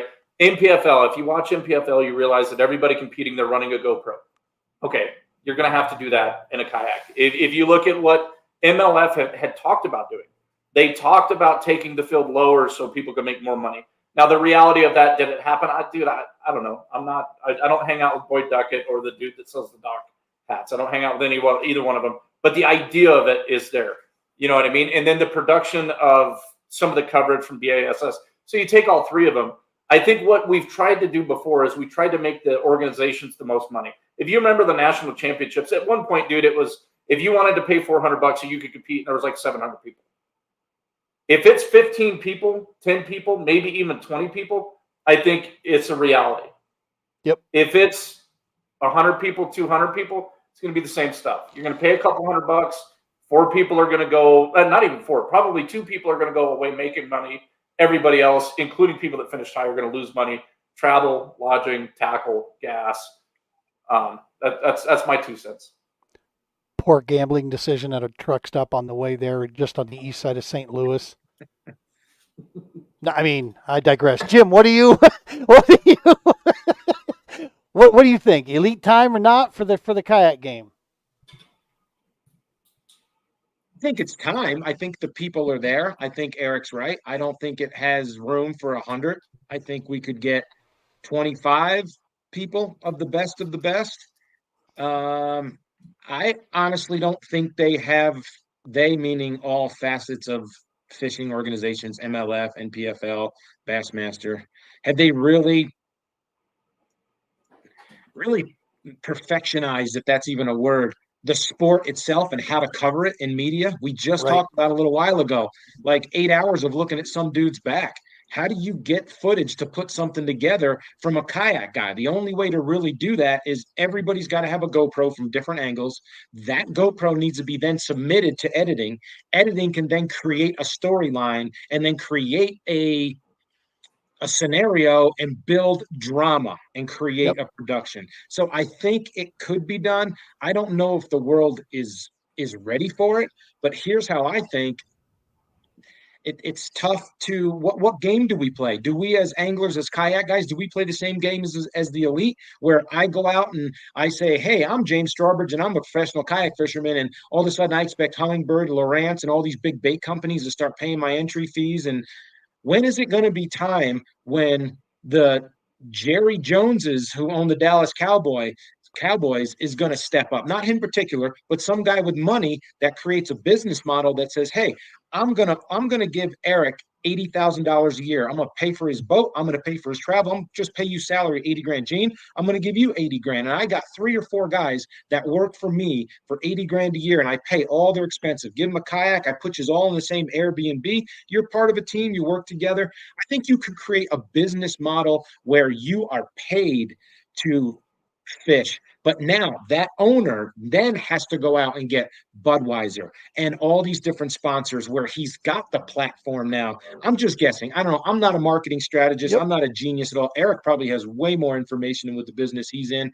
But I don't think there's a time right now, because of media and coverage and how we create a plan to cover those 30 or 40 anglers to make it exciting for fans. And then what's going to be the backfire of that? Are we going to create a buzz where now we have more people going out and buying kayaks and we're growing the sport some more?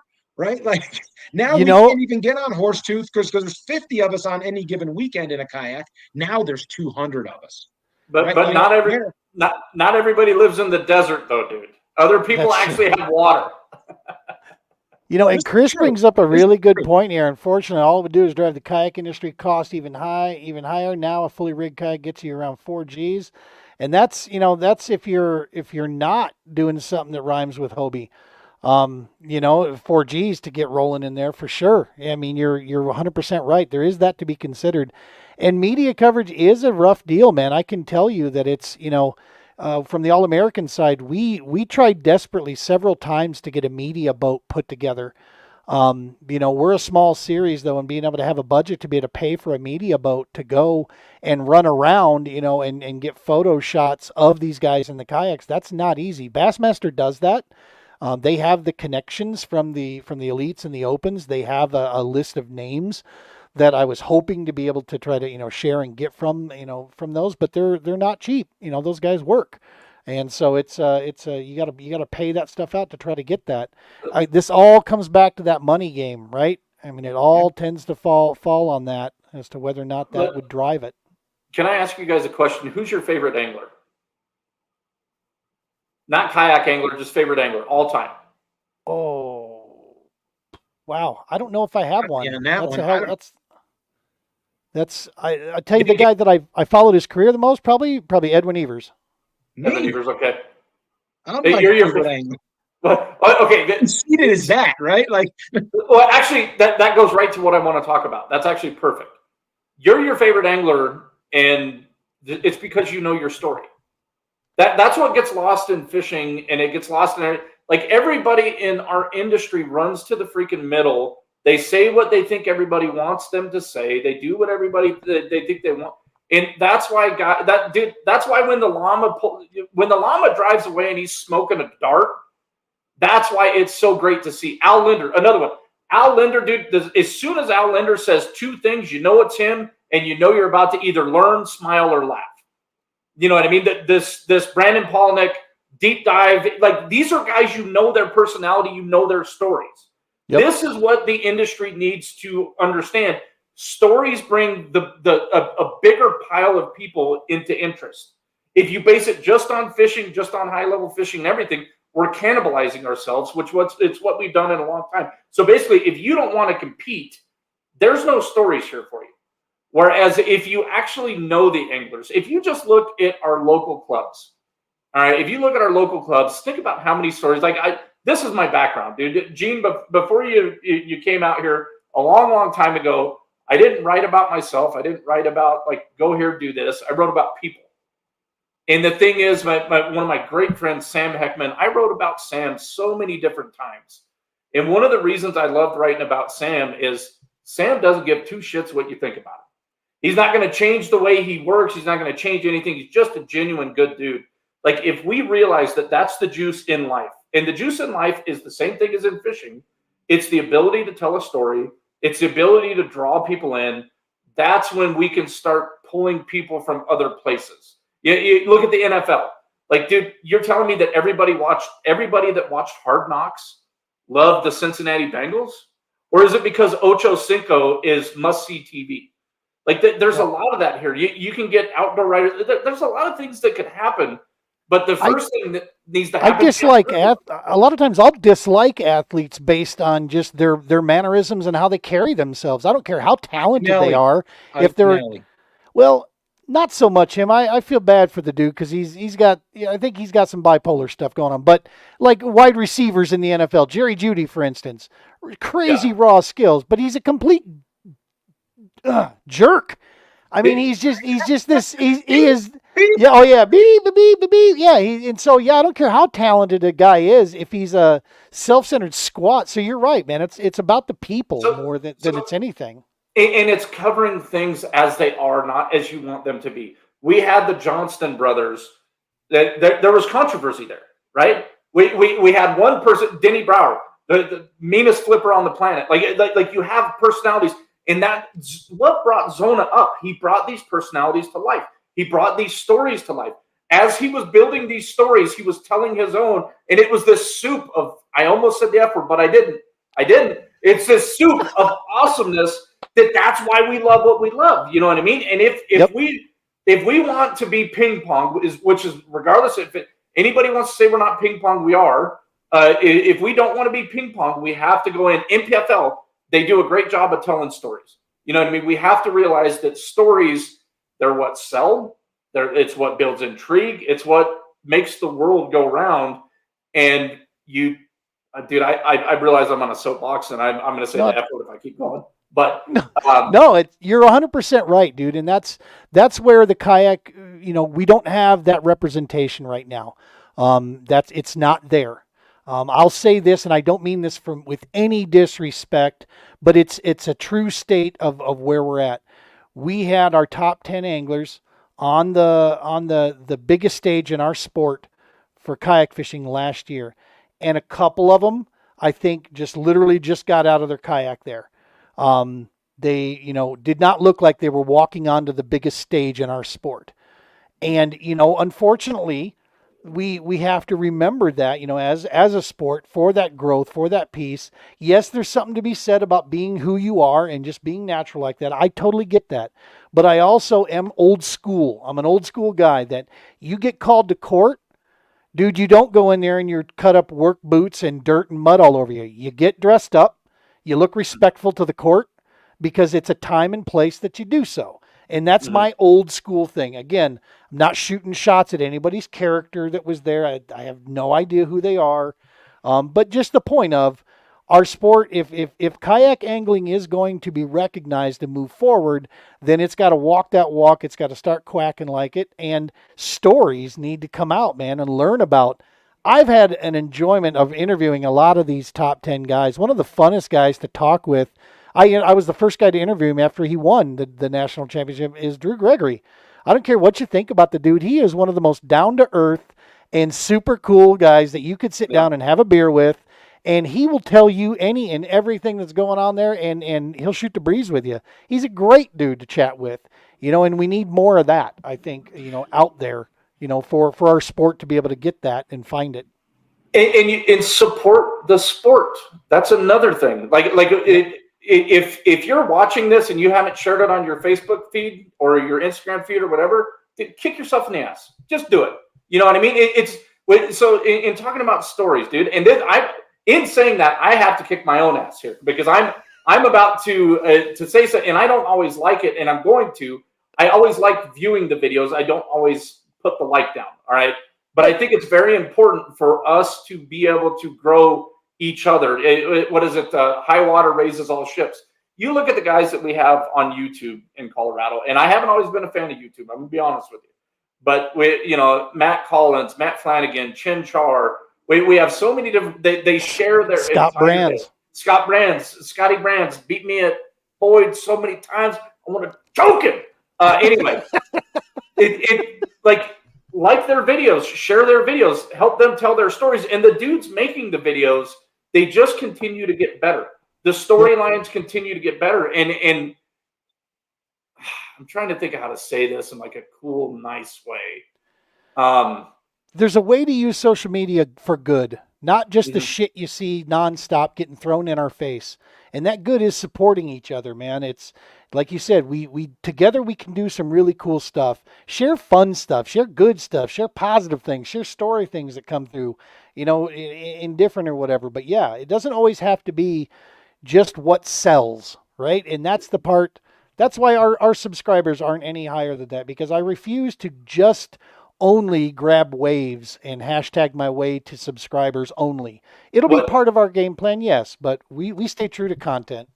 Well, that's the thing that's funny is I love how you tell your story, and you caught fire with Fish and Boat Dogs.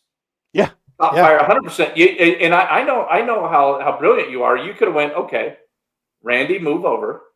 I'm going to take this. I have the pattern of what made this. But if I do that, I'm abandoning what I am. Yep. You know what I mean? Completely. But the thing that I like about our guys locally is videos come out if they take first or last.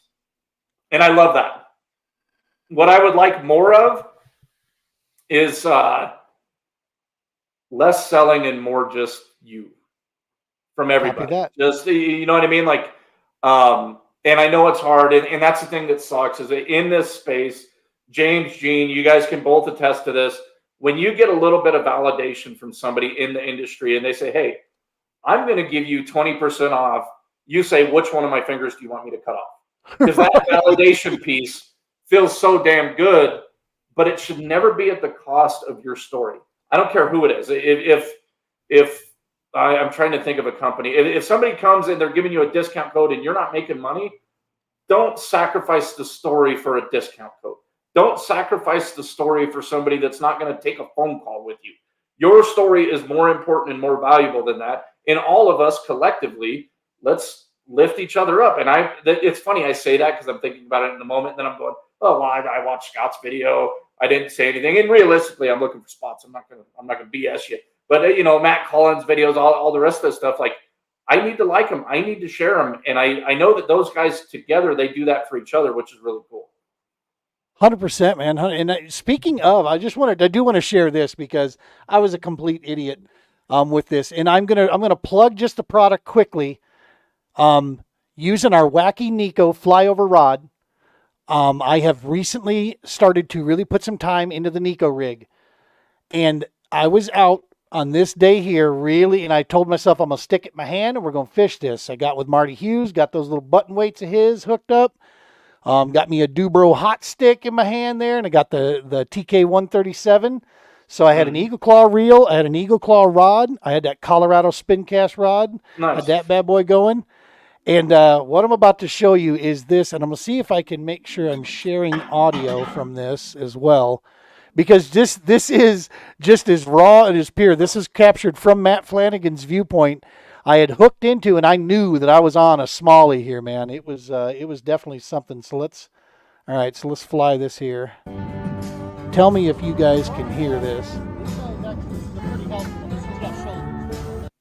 Can you hear any of it? What that does is it prevents my line from snapping fish. What I'm doing right now is I'm letting him fight and work out his energy. I'm talking to this kid behind me, trying to teach him about why he's hearing the line peel off of there. Yeah, that's a full grown one. You got a net? Yep. Coming to you. And then my fatness, I didn't have a net. Dude, are you kidding me? Are you fucking kidding Oh me? my God, that's a smallie, baby. Yeah, we line out the Gene. A crazy one. Here. Thank you. Just hold that. Yep, I got you. I'm good. Oh my goodness. Dude. Come here, baby. I feel like a fat kid at the fair that just got cotton candy, man. See I that was so fella. damn happy. Heck yeah. That's a smallie. Dude. That's a smallie anywhere in the country. 19? 19, almost 19 and a quarter. Ooh, Solid shit. 19. See that little Colorado emblem down there on that flyover rod? Beauty. Heck yeah. The master, buddy. That was a Nico rig, Eagle Claw reel. Horse got to get that plug in there. There you go. Rod. Heck I yeah. felt her smack that nice and easy. Oh my goodness. Dude. That is a smallmouth bass. That's not right. common in the. Yeah, man. You know, and what you were just talking about, that's the real. I mean, that was taking place, you know, out there with us there, and it truly even catching him when he caught his first two bass. Man, that's the story piece. That's that love that you have out there, which I do think we see a lack of, in a lot of cases. So more of that for sure, because there's special moments when you have them, right? Hang on. Oh, yeah. The Collins, can y'all just please shut the beep up about the Nico? No, I'm sorry, dog. I'm so happy that I found a pseudo finesse way to fish that I can actually catch fish on it. Dude, that's so awesome. The 137, if you knock on the door, I'm going to open it, dude. The 137 is, if I had to say the hook that's in the most demand from all of our pros, all of our partners, it's the 137. I mean, by Makes far. sense. It's just it's a great hook. But the thing I like most about that clip, dude, is as you're catching the fish, the mission at hand is still teaching, right? Yes, sir. To me, that's the story. When I watch that, I'm actually a writer by trade. When I look at that, I think of, okay, like, here's the dude that's out here. He's tethered to another dude, living the thing that he's committed his life to. You know what I mean? Sir. Like, there's so many unique stories that we have. Nobody should ever be afraid to tell theirs. And that's clips like that. When I look at that, I go, dude, see that a tournament wasn't won. Dude, on time. A tournament wasn't won. No money was won. Nothing. No. There was nothing on the line other than a great moment between a couple buddies and somebody seeing the things that this man is teaching work in real time, and now he could visualize that maybe he can do that for himself.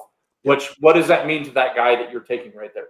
The ability to disconnect from whatever is like the weight of the world that's on everybody's shoulders. That's what fishing offers. I need to shut up and let somebody else talk. I'm talking too much. No, 100%, man. That's the thing. Where, I just thought it was a good example of that. Put the product push down. I mean, I made sure to get it in at the end there. I had to, because that was, up to this point, I'd been using that wacky Nico rod for other techniques that it was suited with. But when I started using it for the specific Nico, that to me, it's like, hey man, surround yourself with good product. The right tools for the right job. And I'll say this, I unapologetically will say this. I love talking to people and I showed Dan and his son about that flyover rod series, because like I told them, hey man, I'm not showing you. They're like, man, that's a nice looking rod. And I'm like, yeah. And guess what? Like $90, man, you can put it in your hand too. And Dan looked at me like, are you kidding me? I'm like, no, I'm not. Eagle Claw believes in giving you good product that doesn't have to break the bank, right? So all the anglers that are watching this, that you nailed the value proposition of flyover.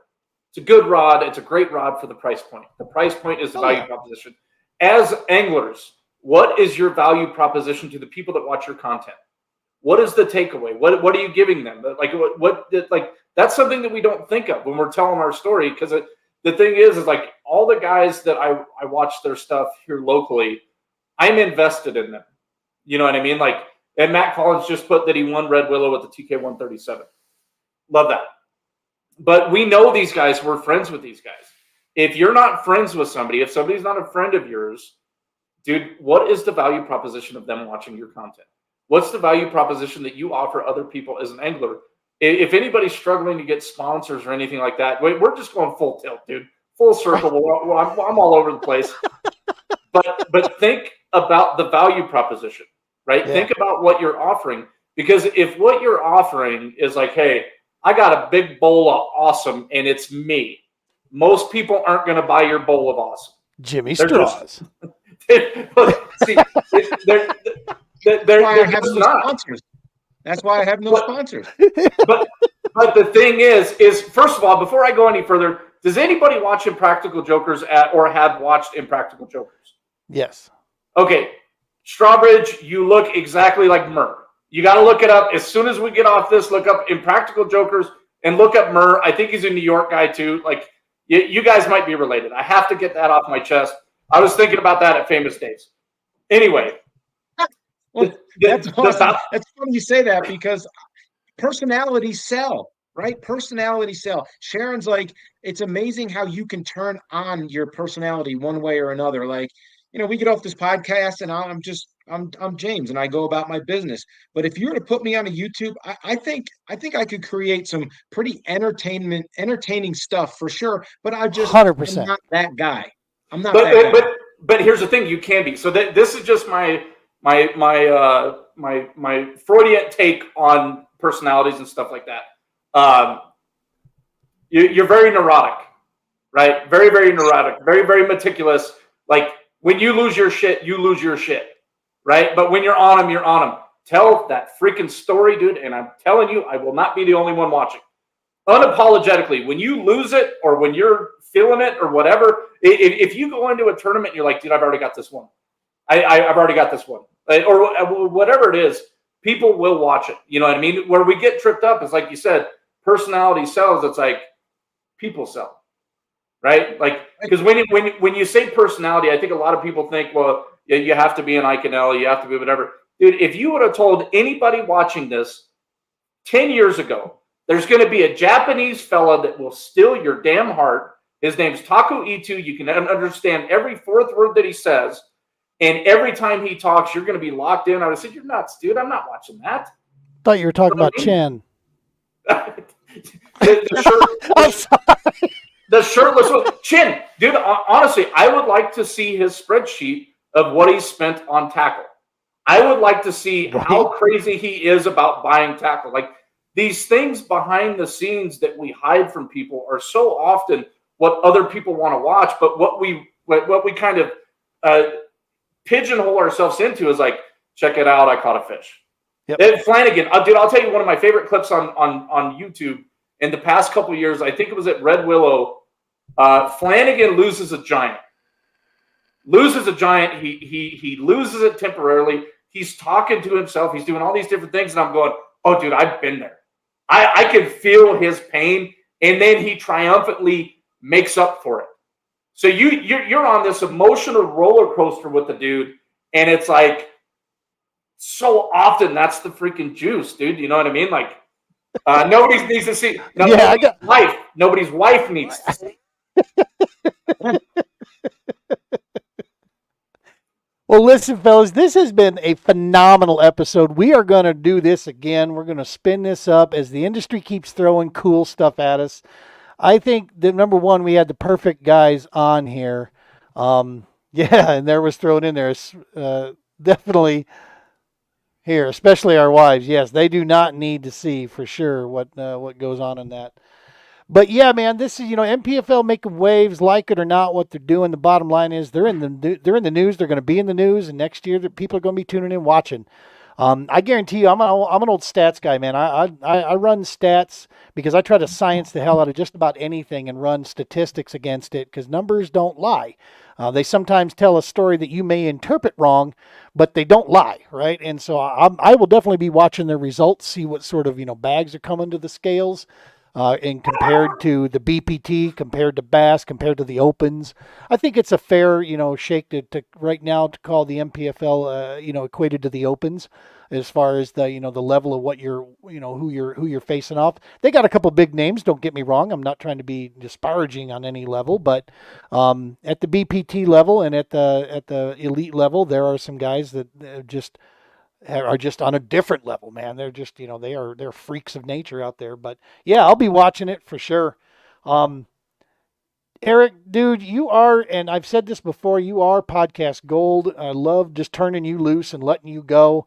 We got to find what website to go and get that hat from, because I have a feeling the comments are going to keep flowing. People want that hat, or maybe the same kind of hat, but with a big, X across it type thing. You got to cover both sides of the aisle, right? I mean, you got to reach out across. I'll be selling both. Yeah, I'll be selling both at ogre.com. Okay, ogre.com. There might be somebody that actually goes to that. Like, right? I hope that's not a bad site. Yeah, I was just going to say that could be. Ogreapparel.com. Let's go for that. Yeah, you can get it directly from Lawrence. Use the hashtag ogre. You can get both. The one with the cross and the one without it. Coupon code. You're not doing any modeling at this ogre.com, are you? Yeah, a little bit. Gentlemen, thank you so very much for being here and spending time. I got to go get my trailer ready. We got a possibility of a new canoe dealer in the state that's taking a look down in the Fountain area. So I got to get through Denver traffic in the morning and go down and show them the new canoes, man. And for all you guys that are tuning in here, I enjoyed the BS session. Thank you, Don, for tuning in, brother. I appreciate you in a major way. And I'm looking for it. I'm going to be sending you a friend request. So be looking for that. I'm not trying to sell you or get you to send money to a prince in Argentina or anything. It's just me, and I'd love to get you on the show, man. Trev, talking about great episode, fellas. See y'all at Norton. Yes, indeed. Can't wait to get there. Folks, now next week on Monday night, the episode is pre-recorded. I've already recorded it. We've already sat down and done the episode for next week.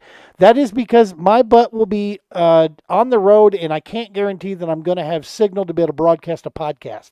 So we recorded it yesterday. It's for September 9th. It's a Monday night. It's going to be talking about all the events we got going on in Joplin, Missouri next week. So definitely tune in for that. Any comments, questions, throw that there. Subscribes, man, like we talked about. You want to support, help us out, give us a subscribe on YouTube. That's our big platform. Follows on Facebook and all that good stuff are nice, but YouTube is the main area that we've been pushing at, and that's where we will be going forward here. Let me learn how to run this thing and get that back off of there. Eric, thank you, brother. Anything you got for closing out on this thing? I love you if you fish. You're a turd if you don't. Roses are red. Yeah, you guys have a blast at Norton. I'm starting a new gig, and unfortunately, I'm not going to be able to sneak out to that one. But I'm going to be watching Tourney X like a maniac, cheering everybody on. Gene, dude, I always love watching what you're doing. You know what I mean? I know that the mission at hand is very important to you, and that's dude, passion's just awesome to watch. All the people that tuned in, like I said, if you fish, you're cool. If not, go suck an egg. Or try fishing. I mean, you could do that. But see, we're about ready to hand it over to James, and my good buddy James here, he said, you know what? Don't grow the sport. That's right. I was just going to say that. My advice to you all is don't grow the sport. Thank you guys so very. That's all I got. You know what? You're the only guy saying it. You're the only guy saying it. I'll be on every podcast from here till next 5 weeks. I'm going to become what'd you call me, Eric? What was the guy's name? I'm going to be that guy Blockett, whatever his first name is. And I'm going to be the guy that's going to be yelling, don't grow the sport. Don't spend your money. Don't buy anything. Oddly, the sponsors are not knocking down his door.